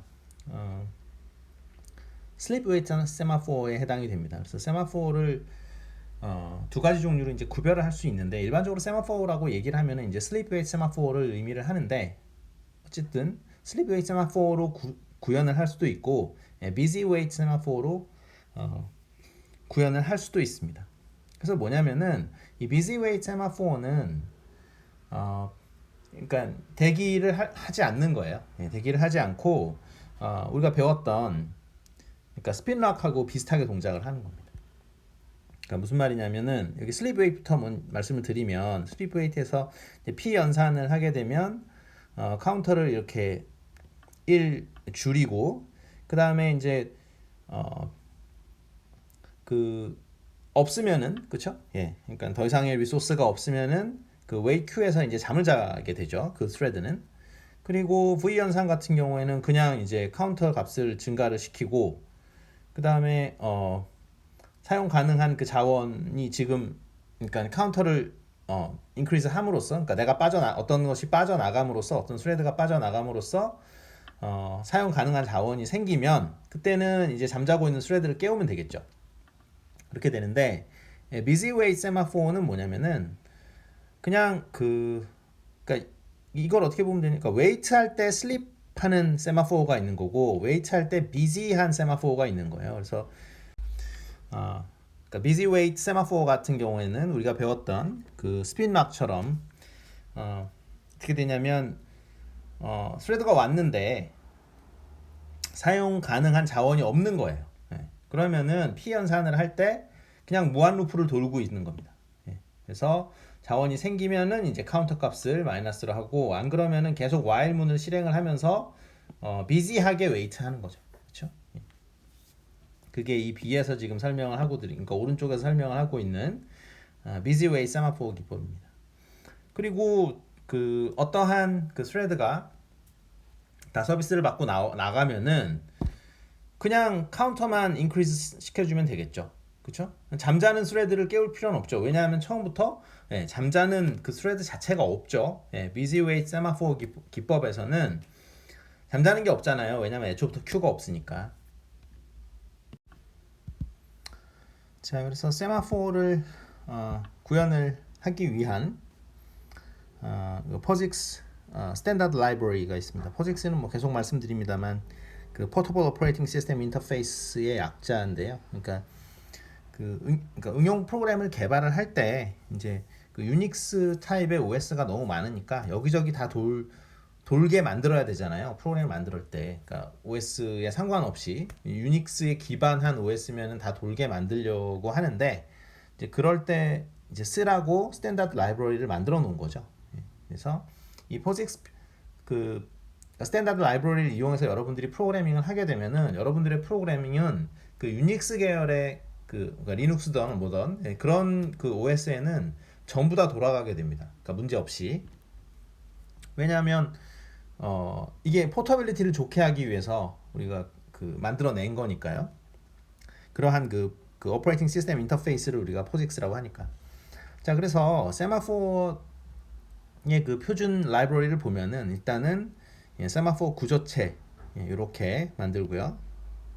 이거는 이제 카운터 변수가 포함된 어떤 세마포어의 구조체를 이렇게 만들게 해 놓았고, 그리고 세마포어를 이제 조작하는 함수들이 있는데 여러분들은 이 함수들을 콜함으로써 이제 세마포어를 여러분들이 조작을 하게 되죠. 그래서 처음에 세마포어 초기화하는 거, 구조체 초기화, 그 다음에 이거는 이제 세마포어를 없애버리는 거죠. 그 다음에 세마포어 웨이트는 이게 그 슬립 앤 웨이트 방식입니다. 그래서 가용 자원이 없으면은 이제 대기 큐에서 웨이트 큐에서 그냥 잠을 자게 만드는 그런 P 연산을 수행하는 함수가 그래서 그 sem wait라는 함수가 있고요. sem try wait가 말 그대로 그 P 연산 수행을 하긴 하는데 이거는 이제 계속 기다리는 거죠. 그래서 Q가 없고 가용 자원이 없으면은 이제 계속 try를 하면서 그 빈 리소스가 있는지 계속 체크하는 그런 함수입니다.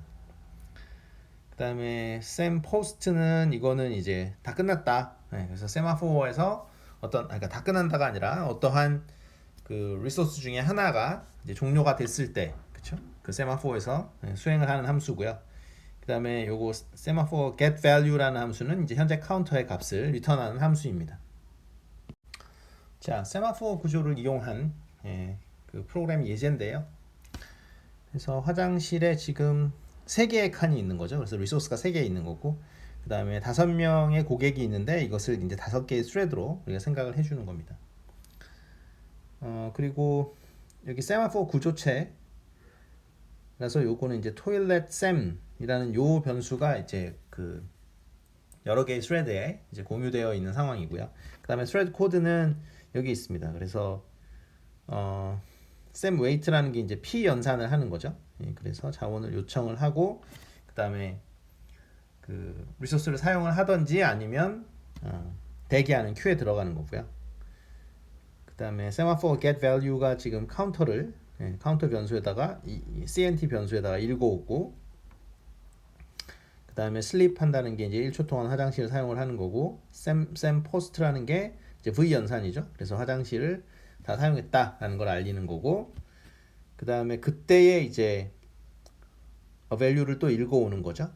sem get value라는 거를 읽어옵니다. 그래서 P 연산을 한 다음에 한번 읽고, V 연산을 한 다음에 한번 읽고, 그 다음에 프린트아웃 해가지고 이제 프로그램을 끝내는 거를 볼 수 있고, 그다음에 5명의 그 고객이 있는 거니까요.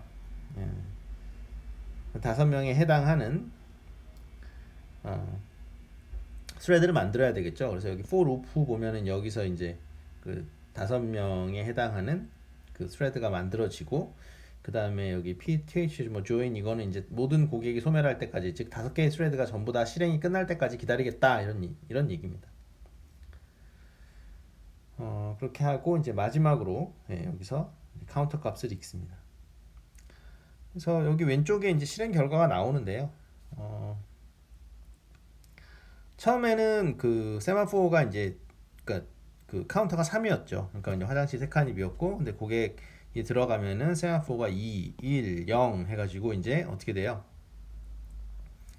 이제 더 이상의 그 화장실에 들어갈 수 있는 고객이 없는 상황이 오고, 그 다음에 이제 그 고객 2가 뭐 화장실에서 나와서 이제 카운터가 1로 바뀌고, 그 다음에 다시 또 네 번째 고객이 들어가서 카운터가 0으로 바뀌고, 이렇게. 그러니까 그 세마포 카운터가 의미하는 거는 이제 몇 개의 리소스가 있다, 그걸 의미하는 거니까요. 그래서 그렇게 뭐 결과를 읽어주시면 되겠습니다. 그 다음에 그 세마포 이니셜라이제이션은 이게 한 번만 하는 겁니다. 그러니까 여기 주의를 하실 게, 지금 스레드가 5개인 거고 세마포는 하나 있는 거예요. 하나. 세마포는 그 어떤 뭐라 그럴까요? 그러니까 그 리소스를 공유할 수 있게 만들어주는 어떤 소프트웨어를 얘기하는 거니까, 그거는 하나 있는 거죠. 세마포는 하나가 있는 거고, 스레드가 이제 5개가 있는 거고, 리소스가 3개 있는 거죠. 그렇게 봐주시면 되겠습니다. 자, 지금까지 다뤘던 거는 이제 카운터 세마포입니다. 그래서 자원의 개수가 이제 n개였었죠. 근데 그거하고 다르게 자원의 개수를 하나로, 그러니까 n이 1인 경우라고 생각을 하면 되는데, 그거를 우리가 바이너리 세마포라고 합니다. 이거는 그 뮤텍스랑 굉장히 비슷하죠. 뮤텍스도 뭐 Q가 있고, 그쵸? 그리고 자원이 하나밖에 없는 경우를 가정을 했기 때문에, 그리고 바이너리 세마포를 만약에 생각을 한다면은 세마포 변수가 뭐 1로 초기화 되겠죠. 1로 초기화 됐고, 여기 뭐 0과 1 중 하나를 가진 전압변수, 이거는 지웁시다. 그래서 그냥 그 좀 전에 가르쳤던 그 카운터 세마포랑 그냥 같다고 보시면 돼요. 기본적으로 같은 거고, 1로 초기화를 한 다음에, 그 다음에 뭐 그 웨이트 Q가 그대로 있고요. 그 다음에 2개의 연산, 그래서 P 연산하고 V 연산이 다 있는 거고요. 그거를 뭐 웨이트 오퍼레이션, 뭐 시그널 오퍼레이션이라고 하시던지 그렇게 하면 되는 거고, 웨이트는 이제 자원 사용 허가를 얻는 과정이고, 그렇죠? 허가를 얻었다가 리소스가 없으면은 뭐 웨이트 Q에서 잠들고 있으면 되는 거죠. 그 다음에 V 연산은 끝났다고, 그러니까 어떤 자원 사용이, 그러니까 지금은 뭐 하나밖에 없으니까, 그래서 어떤 스레드가 그 자원 사용하는 것이 끝났다라는 것이고, 그러면은 어떻게 하면 돼요? 그 웨이트 Q에 있는 스레드 중 하나를 깨우면 되겠죠. 그것이 이제 V 연산이 되겠습니다. 자, 그래서 스레드 시크로나이제이션을 할 때 이제 프라이어티 인버전이 일어날 수가 있습니다. 그럼 무슨 소리냐면은, 굉장히 높은 프라이어티를 갖는 스레드가 오히려 그 낮은 스레드를, 그러니까 낮은 프라이어티를 갖는 스레드보다 늦게 실행이 되는 그런 현상이 있습니다. 얘는 좀 이따가 다음 슬라이드에서 보기로 하고요. 그러면은 당연히 이제 문제가 생기는 거죠. 그렇죠? 우선 그러니까 프라이어티가 높다라는 얘기는 중요한 일을 하는 건데, 그게 오히려 나중에 실행이 되는 거죠. 그리고 그 나중에, 그러니까 낮은 프라이어티의 스레드가 굉장히 그러니까 오랜 기간 실행이 돼야 되는 거다. 지금 뭐 리소스가 하나밖에 없다라고 생각을 하는 거예요. 뭐 싱글 코어라고 이렇게 생각을 하는 거예요. 그러면은 이제 더욱 심각한 문제가 발생을 하겠죠. 왜냐하면은 낮은 순위의 스레드를 오래 실행을 하느라고 높은 프라이어리티를 갖는 스레드를 실행을 못하고 한참 기다려야 되니까요. 자, 그래서 프라이어리티 인버전 예를 보겠습니다. 지금 3개의 가정이 있는데 먼저 3개의 스레드가 있다라고 가정을 하고요. T3가 제일 높은 프라이어리티를 갖고 그 다음에 T2, T1 그래서 T1은 가장 낮은 프라이어리티를 갖는 스레드입니다. 그리고 T1하고 T3는 이제 세마포어를 지금 사용하고 있는 상황이고요. T2는 지금 세마포어를 사용하지는 않고 있는 상황이죠. 그래서 shared variable이 없는 그런 상황입니다. 그래서 맨 처음에 이제 T1이 도착을 하는 거예요. 그래서 뭐 싱글 코어라고 지금 생각을 하시면 됩니다. 코어가 하나밖에 없다, 리소스는 하나밖에 없다라고 생각을 하시면 되고, 그래서 이제 T1이 오면은 어차피 뭐 자기 혼자 먼저 왔으니까 당연히 실행이 되겠죠. 실행이 되고 그 다음에 이제 T3가 도착을 합니다. 스레드 3가 도착을 하는데 프라이어리티가 높으니까 얘가 이제 T3로 그 높은 순위로 컨텍스트 스위칭이 되면서 이제 P 오퍼레이션을 하겠죠. P 오퍼레이션을 하는데 어쨌든 지금 그 T1이 실행이 되고 있으니까 이 T3는 어떻게 돼요? 그러니까 Q로 빠져버리죠. 그렇죠? 예. 그러니까 그 대기행렬로 빠져버리고 계속해서 이제 T1으로 컨텍스트 스위칭 돼가지고 T1이 계속 실행이 되는 거예요. 그리고 T3는 계속 그 웨이팅 큐, 그러니까 웨이트 큐에 계속 이제 그 기다리고 있는 거죠. 그런데 그때 이제 T1이 실행되고 있는 순간에 이제 T2가 와버리는 거죠. 근데 T2는 세마포어를 지금 사용하고 있지 않잖아요. 그쵸? 예. 그러니까 T2가 도착을 하면은 얘는 그 세마포어를 사용하고 있지 않기 때문에 그냥 T2로 스위칭이 돼버립니다. 그래서 T2가 실행이 돼요. 예. 그리고 그 다음에 이제 나머지 그 T1 스레드가 실행이 되고 그 다음에 V 오퍼레이션을 해서 이제 그 다 실행을 한 거죠. 이제 다 실행을 했다라고 세마포어에 알려주죠. 그러면은 세마포어에 알려주면은 세마포어 지금 Q에 지금 T3가 저장돼 있었잖아요. 그래서 T3가 깨어나서 T3가 그러니까 실행이 됩니다. 그러니까 이 시나리오를 보면은 세마포어를 쓰는 스레드와 세마포어를 쓰지 않는 스레드가 같이 있을 때 걔네들 간의 그러니까 프라이어리티가 있을 때 문제가 생긴다라는 거죠. 그렇죠? 네, 그래서 이 priority inversion을 뭐 해결하는 해결책이 2가지 나와 있는데요. 뭐 이거는 그냥 간단하게만 말씀드릴게요. 그래서 priority ceiling이라는 게 있고 priority inheritance가 있는데 기본적으로는 그러니까 같은 그 해결책을 갖고 있습니다. 그건 뭐냐면은 preemption이 일어나지 않게 만들어주는 거예요. 그래서 그 T1이 이제 공유 자원을 지금 소유를 하고 있을 때 그 스레드의 우선순위를 미리 정해진 그 높은 우선순위로 이제 일시적으로 올려놓습니다. 그래서 이제 프리엠션이 일어나지 않는 거죠. T1에 대해서는. 그러니까 우리가 좀 전에 예를 들었던 그 예제를 보면은 T1이 실행을 되고 있고 이제 T3가 그 행렬로 이제 가잖아요. 그러니까 대기 행렬로 Q로 가는데 문제는 뭐냐면 T2가 갑자기 들어와가지고 T2가 프리엠션이 일어나 버리죠. 그래서 T1을 쫓아내고 자기가 실행이 돼 버리는데 그렇게 되지 않게 T1한테 그 T3에 해당하는 즉 높은 프라이어리티를 줘버리는 거죠. 그러면은 T2가 들어오더라도 프리엠션이 일어나지 않겠죠. 왜냐하면 T1의 프라이어리티가 일시적으로 T3하고 똑같이 굉장히 높은 프라이어리티를 갖게 바뀌는 거니까. 그래서 이 프라이어티 인버전이 일어나는 이유는 그러니까 결국에는 그 프리엠션이 일어나기 때문이거든요. 그러니까 그렇게 되지 않도록 만들어 주는 겁니다. 그래서 이렇게 프라이어티 인버전 문제에 대해서 신경을 쓰는 이유는 이제 그 RTOS, 그렇죠? 그러니까 Real Time Operating System에서 이 프라이어티 인버전 때문에 정말 중요한 것들이 나중에 실행되고 뭐 이렇게 되면은 아무 의미가 없잖아요. 리얼타임 시스템이라는 거는 중요한 인스트럭션이 제 시간에 맞춰서 실행이 되는 게 중요한 건데 프라이어티 인버전 때문에 어떤 중요한 스레드가 한참 나중에 실행이 됐다. 그러면 이제 의미가 없어지는 거죠. 자, 섹션 4에서는 프로듀서 컨슈머 문제를 보도록 하겠습니다. 그래서 애플리케이션 프로그램에 존재하는 그 프로듀서 컨슈머 문제를 한번 보면요.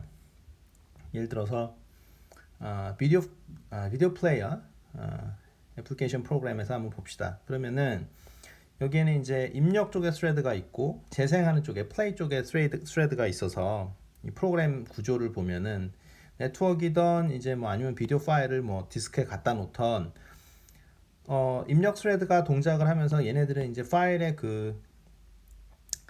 계속 읽어가지고 그거를 비디오 버퍼에다가 이렇게 쌓아놓겠죠. 이렇게 리드해가지고 이렇게 쌓아놓는 역할을 하는 거고 이 컨슈머가 되는 것이 바로 이제 플레이하는 그 스레드가 되는데 얘는 그 비디오 버퍼에 쌓여 있는 그 비디오 프레임을 가져와 가지고 그거를 모니터에다가 이제 쏴주는 역할을 하게 되겠죠.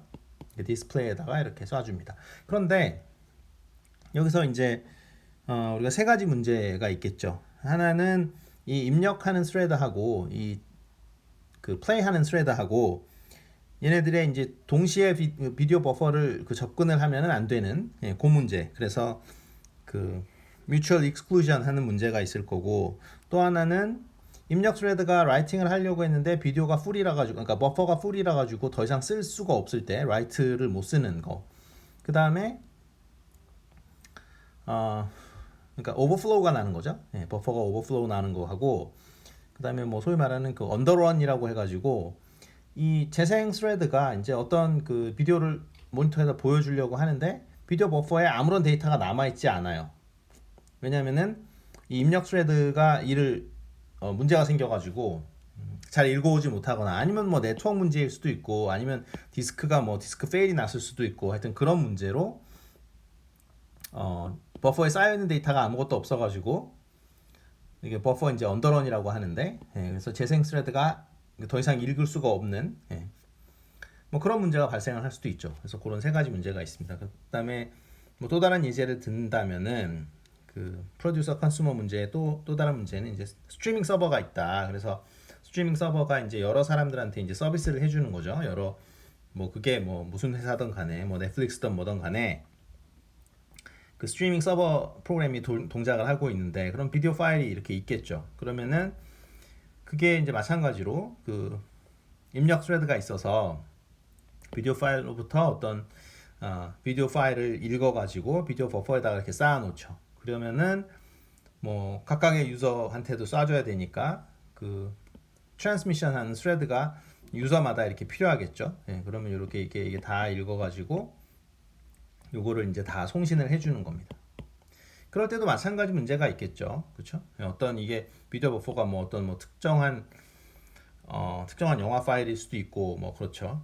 근데 얘네들 송신 스레드하고 보내는 스레드하고 이제 입력 스레드하고 충돌이 나는 문제, 그죠? 그거를 뮤추얼 익스클루전 해줘야 되는 문제도 있고, 그 다음에 버퍼가 풀이 나가지고 입력 스레드가 더 이상 쌓아놓을 그 장소가 메모리가 없을 수도 있고, 아니면 이 트랜스미션하는 스레드가 데이터를 보내려고 그랬는데 그 비디오 버퍼가 다 비어갖고 empty일 수도 있는 거고, 그렇죠? 그 다음에 이 스트리밍 서버 문제는 좀 더 어렵습니다. 위에 그 미디어 플레이어보다는 좀 더 어렵죠. 왜냐면은 이 데이터가 예를 들어서 뭐 어떤 똑같은 영화를 지금 액세스하는 사람이 3명이라고 치면은 이거는 어쨌든 얘네들이 다 이렇게 서비스를 받아야 걔를 지워도 되는 거잖아요. 그렇죠? 그러니까 한번 읽었다고 해서 지워도 되는 건 아니죠. 그러니까 위에 같은 경우에는 어차피 재생 스레드가 그 플레이 하는데 성공을 하면은 그 비디오 버퍼에 쌓여있던 그 비디오 프레임은 우리가 버려도 되는 건데, 여기서는 스트리밍 서버 같은 경우는 좀 더 복잡한 케이스가 되겠습니다. 자, 그래서 프로듀서 컨슈머 문제는 그러니까 쉐어드 버퍼가 있어야 되는 거죠. 그걸 사이에 두고 데이터를 공급을 하는 프로듀서가 있고, 그 다음에 그 공유 버퍼에서 데이터를 읽는 컨슈머들이 있죠. 그래서 이 shared 버퍼를 문제없이 사용하도록 이 프로듀서하고 컨슈머를 이제 동기화시키는 싱크로나이제이션 하는 문제가 되겠습니다. 그래서 세 가지 문제는 그 mutual exclusion을 해결해야 된다. 그래서 이 프로듀서하고 결국은 컨슈머들이 그 shared 버퍼를 액세스를 하게 되는데 이것들이 그 mutual exclusion이 되도록 해야 되는 거고, 하나는 그러니까 버퍼가 empty 문제죠. 버퍼가 empty인데 이제 그 컨슈머가 이 shared 버퍼를 액세스하는 문제. 그 다음에 버퍼 풀일 때, 이제 버퍼가 풀인데 이 컨슈머가 라이팅을 하려고 할 때 문제가 생기겠죠. 그런 세 가지 문제가 있습니다. 자, 그래서 그 empty buffer 문제를 어떻게 해결할 수 있느냐라는 건데요. 이거 세마포를 사용을 해가지고 해결하겠다라는 겁니다. 그리고 여기서 이제 그 세마포의 카운터 밸류는 뭘 의미하냐면 그 읽을 수 있는 그 비디오 프레임의 개수입니다. 그래서 읽을 수 있는 비디오 프레임의 개수를 카운터로 사용을 해서 세마포를 사용하면은 이 empty buffer의 문제를 해결할 수 있다라는 겁니다. 그래서 여기서 이제 컨슈머가 있습니다. 지금은 이제 읽을 수 있는 버퍼가 아무것도 없어요. 예, 그러니까 데이터가 완전히 텅텅 비어 있죠. shared 버퍼가 이렇게 비어 있는데 이 컨슈머가 와가지고 데이터를 읽으려고 해요. 그러면 이게 어떻게 되겠습니까? 그러니까 P 연산을 하는데, 그죠? P 오퍼레이션을 하는데 wait 하면서 이제 기다려야 될 거 아니에요. 그래서 그러니까 Q에 들어가서 이제 대기를 하게 됩니다. 그 컨슈머 스레드가 이제 대기를 하게 되죠. 뭐 그런 식으로 이제 대기를 하게 만들고 컨슈머 스레드는 그 다음에 이 프로듀서가 이제 버퍼에다가 라이팅을 한다. 비디오 프레임을 하나 라이팅을 했어요. 그러면은 여기서 얘는 뭘 하냐면 V 오퍼레이션을 합니다. 그래서 V 오퍼레이션을 하면 어떻게 되냐면은 지금 세마포 변수가 이제 그 1이 늘어나게 되죠. 왜냐면은 지금 그 세마포 베리어블 R이 지금 뭘 뜻하는 거냐면은 그 비디오 프레임의 개수죠. 그러니까 버퍼 안에 있는 쉐어드 버퍼 안에 있는 비디오 프레임의 개수를 얘기하는 거니까 버퍼에 지금 라이팅을 했으니까 이 세마포 변수 R을 1로 증가를 시켜 놓습니다. 예. 그러면은 또 이제 그렇게 하고 그 다음에 어떻게 해요? 그러니까 웨이 Q에 있는 그 컨슈머를 깨우죠. 왜냐하면 자기가 지금 데이터 집어넣어 놨으니까 너 이제 가서 읽어라라고 해가지고 이제 그 깨어난 그 컨슈머 스레드가 이제 P 연산을 해가지고 그 shared 버퍼에서부터 비디오 프레임을 읽고 그 다음에 그 세마포 R에서의 그 변수를 이제 다시 0으로 만드는 거죠. 왜냐하면 자기가 지금 프로듀서가 생산한 비디오 프레임을 자기가 읽었으니까 이제 더 이상은 읽을 게 없잖아요. 예, 그러니까 R을 0으로 이제 셋하고 끝나는 거죠. 그래서 이 문제는 세마포를 이용을 하면은 결국은 empty 버퍼의 문제를 해결할 수 있다라는 거죠. 그러니까 계속 읽어서 언더런이 나는 상황이잖아요. 그러니까 데이터가 없는데 컨슈머가 계속 읽으려고 하면은 그 읽으려고 하는 그 try 하는 것들을 어디다 놓는 거예요. 그 wait Q에다가 계속 이렇게 쌓아 놓는 거죠. 넌 자고 있어라 이런 식으로. 그렇죠? 그래서 읽지 못하게 만들고 그 다음에 그 이제 컨슈머가 버퍼에다가 라이팅을 하게 되면은 그때는 이제 V 연산을 해서 그 웨이크업 시키는 거죠. 이제는 읽어도 된다 이런 식으로. 자, 이거는 이제 버퍼가 풀일 때, 그러니까 풀 버퍼일 때 문제를 해결하는 그 세마포입니다.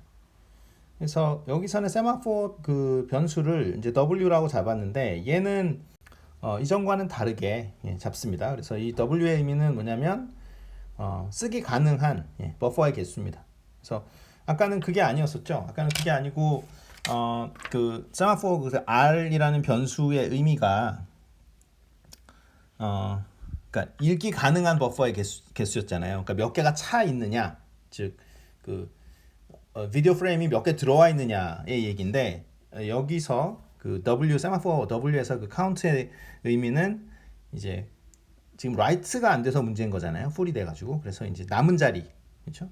남은 비디오 프레임을 그러니까 얼마나 비디오 프레임을 더 집어넣을 수 있는가, 그거를 이제 W로 하겠습니다. 그래서 지금 현재 상황은 이제 버퍼가 풀인 상황이에요. 그러면 이제 이 세마포 그 베리어블 W는 지금 0인 상황이죠. 왜냐면 더 이상 쓸 데가 없는 상황이 있으니까 라이팅을 지금 못하는 상황인데, 그래서 프로듀서가 또 비디오 프레임을 생성을 해가지고 그 P 연산을 지금 이제 하는 거죠. P 연산을 실행을 하면은 지금 그 버퍼가 풀이니까, 그렇죠? 세마포 변수가 0이기 때문에 어떻게 돼요? 그 wait Q로 그냥 가버리는 거죠. 왜냐면은 지금 라이팅을 할 수가 없으니까. 예. 그 다음에 자, 그 다음에 이제 그 wait 하고 있는, 그러니까 잠자고 있는 그 프로듀서 스레드가 있는 거죠. 예, 그 상태에서 만약에 그 컨슈머 스레드가 실행이 된다. 그러면은 버퍼에서부터 데이터를 가져가잖아요. 예, 그 다음에 이제 V 오퍼레이션을 하는 거죠. V 오퍼레이션을 해가지고 깨우는 거죠. 왜냐면은 지금 읽었으니까 버퍼의 자리 하나를 비워줘도 되잖아요. 자기가 읽었으니까. 예, 그래서 그 비운 자리가 하나 남았다라는 뜻에서 무의 오퍼레이션을 하고 그 다음에 이 W를 1로 세팅을 하는 거죠. 그러면은 W를 1로 세팅하면은 어떻게 되는 거예요? 남은 자리가 하나 비었으니까 우리가 아까 자고 있었던 그 컨슈머 스레드를 실행을 시켜도 되는 거겠죠. 그래서 이제 그 프로듀서 그 스레드가 다시 살아나가지고 그 P 오퍼레이션을 하게 되는 거죠. 그렇게 해가지고 shared 버퍼에다가 데이터를 다시 쓰고, 그 다음에 이제 또 버퍼가 이제 풀이 났으니까 W를 0으로 해놔야 되겠죠. 이제 더 이상 라이팅을 할 수 없으니까요. 그 shared 버퍼에. 그래서 우리가 프로듀서 컨슈머 문제를 해결하려면은 결국은 뭐가 필요하다라는 거냐면은 이 두 개의 세마포어가 필요하다는 거죠. 그래서 R이라는 세마포어 하나랑 그 다음에 W라는 세마포어 하나, 그 다음에 뮤텍스가 하나 있어서 이 그 뮤추얼 익스클루전 해줘야 되겠죠. 그래서 뮤텍스 하나랑 두 개의 세마포어로, 그러니까 하나는 이제 언더런용이고 하나는 이제 그 버퍼 풀 나는 거를 이제 그때 이제 라이팅을 하지 않게 되는, 그래서 그 방법으로 이제 해결할 수 있습니다. 그래서 코드를 보면요, 그러니까 컨슈머 스레드가 있고 이제 프로듀서 스레드가 있습니다. 그래서 보면은 여기 크리티컬 섹션이 있어서 뮤텍스를 이용을 해가지고 그 shared 버퍼에 데이터를 저장하는 것하고 리딩이 서로 겹치지 않도록 해줘야 되겠죠. 그게 동시에 이루어지지 않도록 해야 되는 게 이제 중간에 이렇게 나와 있고요. 그 다음에 이 컨슈머 스레드의 경우에는 이제 세마포어 R에 대해서 P 오퍼레이션, 그 다음에 이 세마포어 W에 대한 그 V 오퍼레이션에 대해서 기술이 되어 있고, 이 프로듀서의 경우에는 이제 반대로 그렇죠, 반대로 되어 있죠. 그래서 W 세마포어에 대한 어떤 P 오퍼레이션, 그 다음에 R이라는 세마포어에 대한 V 오퍼레이션에 대해서 이제 디파인이 되어 있습니다. 그래서 이제 버퍼가 empty인 걸 우리가 먼저 가르쳤으니까요. 버퍼가 empty일 때는 뭐가 문제가 되는 거예요? shared 버퍼가 empty일 때는 컨슈머 스레드가 문제를 일으키는 거죠. 그러니까 지금 비었는데 계속 읽으려고 하는 거잖아요. 그래서 P 오퍼레이션은 어떻게 되는 거냐면 버퍼가 비어 있으면은 대기를 해야 되는 거죠. 그렇죠? 그게 중요한 거고, 그 다음에 이제 그거를 해결을 해 주는 거는 사실은 버퍼가 empty일 때 빨리 돼야 되는 오퍼레이션은 뭐예요? 프로듀서가 빨리 라이팅을 해야 되는 거죠. 그렇죠? 그래서 여기 그 맨 마지막 줄, 그렇죠? 프로듀서의 그 V 오퍼레이션 보면은 세마포어 R에 대해서 그 시그널 연산을 해가지고, 이게 시그널이라는 게 잠 깨우는 거예요. 그래서 잠을 깨워서 이제 그 내가 생산을 해가지고 내가 프로듀싱해서 지금 비디오 프레임을 깔아놨으니까 그 비디오 버퍼에다가 그 버퍼에 그다음에 저장이 되고, 그다음에 이제 그 컨슈머를 깨우면 되겠죠. 그다음에 그 반대되는 케이스는 이제 우리가 뭐였죠? 버퍼 풀일 때 있었죠. 버퍼 풀일 때의 문제를 일으키는 거는 사실은 프로듀서죠. 그러니까 버퍼 풀인데 계속 라이팅을 하고 있는 거니까. 그래서 보면은 이제 여기 버퍼가 꽉 차 있는데 이제 계속 라이팅을 하고 그 P 오퍼레이션을 할 때는 어떻게 해야 되는 거예요? 대기를 시켜야 되겠죠. 그렇죠?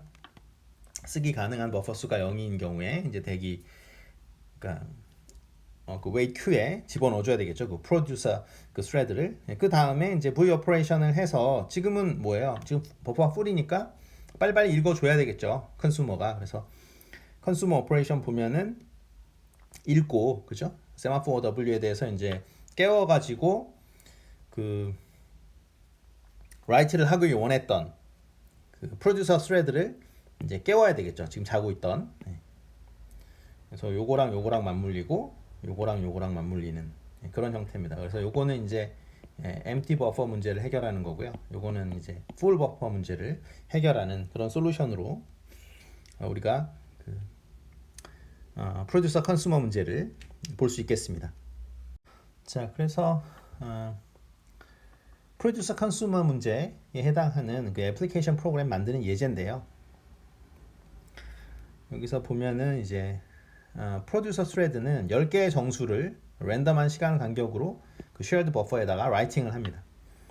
그 다음에 컨슈머 스레드는 shared 버퍼로부터 랜덤한 시간 간격으로 10개의 정수를 이제 읽습니다. 읽어서 이제 출력을 시켜주는 거죠. 그 다음에 shared 버퍼에는 버퍼 사이즈가 작아야지 이제 문제가 쉽게 생기겠죠. 그래서 실제로 지금 10개의 정수를 이제 뭐 읽고 쓰고 뭐 이렇게 하는 문제인데, 결국은 그 버퍼 사이즈가 4개 정수밖에 저장을 할 수 없는, 그 다음에 이제 그 원형의 서큘러 큐로 작성을 해라라는 거고요. 서큘러 큐는 이제 배열을 작성하기로 하고, 그러면 아까 말씀드렸다시피 이제 그거대로 하면 되겠죠. 그렇죠? 우리가 두 개 세마포를 사용을 하는 거죠. 세마포 R하고 세마포 W를 사용을 해서 세마포 W는 이제 그 쓰기 가능한 공간, 즉 빈 공간의 개수를 나타내고, 세마포 R은 값이 들어있는 공간, 그렇죠? 예. 그래서 이거는 이제 리드 용도니까요. 여기서 그러니까 리드에 관련된 게 그 뭐예요? 그러니까 empty 버퍼의 문제인 거죠. write에 관련된 게 이제 full 버퍼의 문제인 거죠. 왜냐하면 write를 못 하게 되니까. 그렇죠? 그 다음에 한 개의 뮤텍스를 사용을 해서 우리가 critical section을 이제 그 두 개의 스레드가 동시에 컨슈머 스레드가 있고 이제 그 프로듀서 스레드가 있는데 그것이 동시에 읽지 못하도록 그렇게 만들어주면 되겠죠. 자, 그래서 뭐 프로그램을 하나씩 보면 될 것 같습니다. 그래서 그 shared 버퍼의 정수를 저장하려고 하는 그 사이즈는 이제 그 버퍼 사이즈가 최대한 4개다. 그렇죠? 예, 그거 있고, 그 다음에 여기 프로듀서 스레드 함수죠. 예, 보시면은 정수 i를 그 shared 버퍼에다가 이제 write를 하죠. 근데 그것을 이제 10번 for loop가 돌아갑니다. 보면은 여기는 컨슈머 스레드 함수인데 마찬가지로 10번 이터레이션 하게 되고, shared 버퍼의 맨 앞에 있는 정수를 읽어가지고 리딩 하는 거죠. 예, 리딩해서 그 n을 프린트아웃 하고 이렇게 합니다. 그리고 이제 어느 정도 랜덤한 시간을 이제 기다리게 돼 있죠. 그리고 지금 오른쪽에 그 myWrite라는 함수 있고, 그다음에 myRead라는 함수 있죠. 예, 거기서 여기 그 pth 그러니까 pthread죠. pthread log이 있고, 이게 그러니까 그 엔트리 코드잖아요. 그렇죠? 예, 그리고 여기가 지금 가운데가 그 크리티컬 섹션이고, 그다음에 이제 엑시트 코드가 실행이 되죠. 보시면은 여기가 지금 크리티컬 섹션이라고 나와 있죠. 예, 그러니까 그 위에가 엔트리 코드가 되겠고, 그러니까 그 밑에가 이제 그 엑시트 코드가 되겠죠. 자, 그래서 리드하는 쪽 보면은 어때요? 이거 세마포 리드랑 이렇게 관련이 있죠. 그러니까 언제 웨이트 하는 거예요? 언제 잠을 자게 되는 거예요? 버퍼가 그 empty일 때 리드 하려면은 문제가 생기잖아요. 예, 그러니까 세마포 웨이트 펑션을 언제 쓰는 거냐면 이 세마포 리드에 대해서 쓰는 거죠. 여기 위에 지금 보면은 그 반대로 되어 있죠. 그렇죠? 예, 그렇게 봐주시면 되고요. 나머지는 이제 뭐 여기 잘 보시다시피 프로듀서 스레드랑 그다음에 컨슈머 스레드를 만들어 주고요.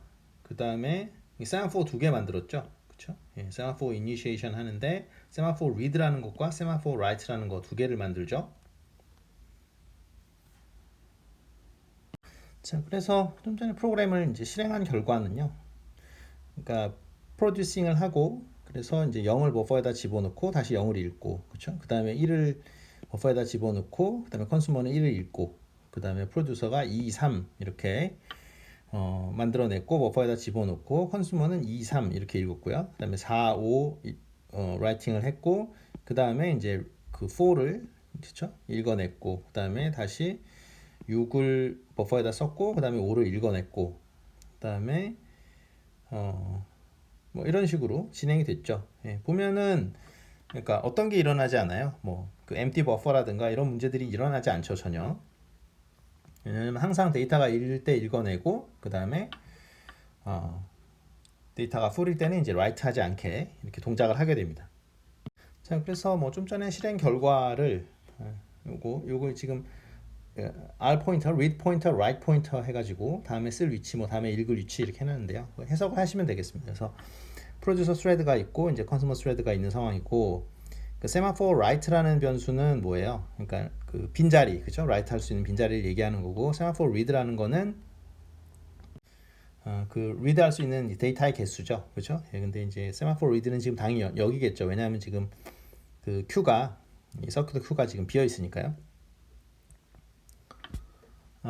그래서 먼저 이제 프로듀서 스레드가 0을 이제 write 하게 됩니다. 그러면 이제 여기다가 write를 하고 이제 다음에 write를 할 수 있는 거는 여기다 이쪽으로 이렇게 shift가 되죠. 예, 그 다음에 세마포 write 변수는 3이 되고 세마포 read 변수는 1이 됩니다. 지금 두 개를 합치면 이제 계속 4가 되는 거죠. 근데 어쨌든 지금 write 할 수 있는 자리가 3개가 남았으니까 세마포 write는 3이 되겠죠. 그 다음에 프로듀서 스레드가 지금 컨슈머 스레드가 지금 읽은 거죠. 지금 보면 여기 이렇게 돼 있으니까 읽으면은 이제 read를 하게 되고 그렇죠? 예, 그래서 read를 하게 되고 이제 그쪽은 이제 비워지는 거죠. 좀 비워지고 그 다음에는 뭐 그 위치가 read할 위치가 지금 여기로 이렇게 되는 상황입니다. 그 다음에 이제 프로듀서 스레드가 어떻게 이제 빨리빨리 실행이 되는 바람에 그렇죠? 우리가 왜냐하면 랜덤 타임으로 지금 그 스레드가 실행되는 시간을 조정을 해버렸으니까 1, 2, 3, 4를 차례대로 쭉 썼다고 쳐볼게요. 네, 그래서 1, 2, 3, 4가 다 됐고 그 세마포 write 변수가 지금 0이죠. 왜냐하면 더 이상 쓸 수가 없으니까요. 이제 버퍼가 풀인 상황이 발생을 했습니다.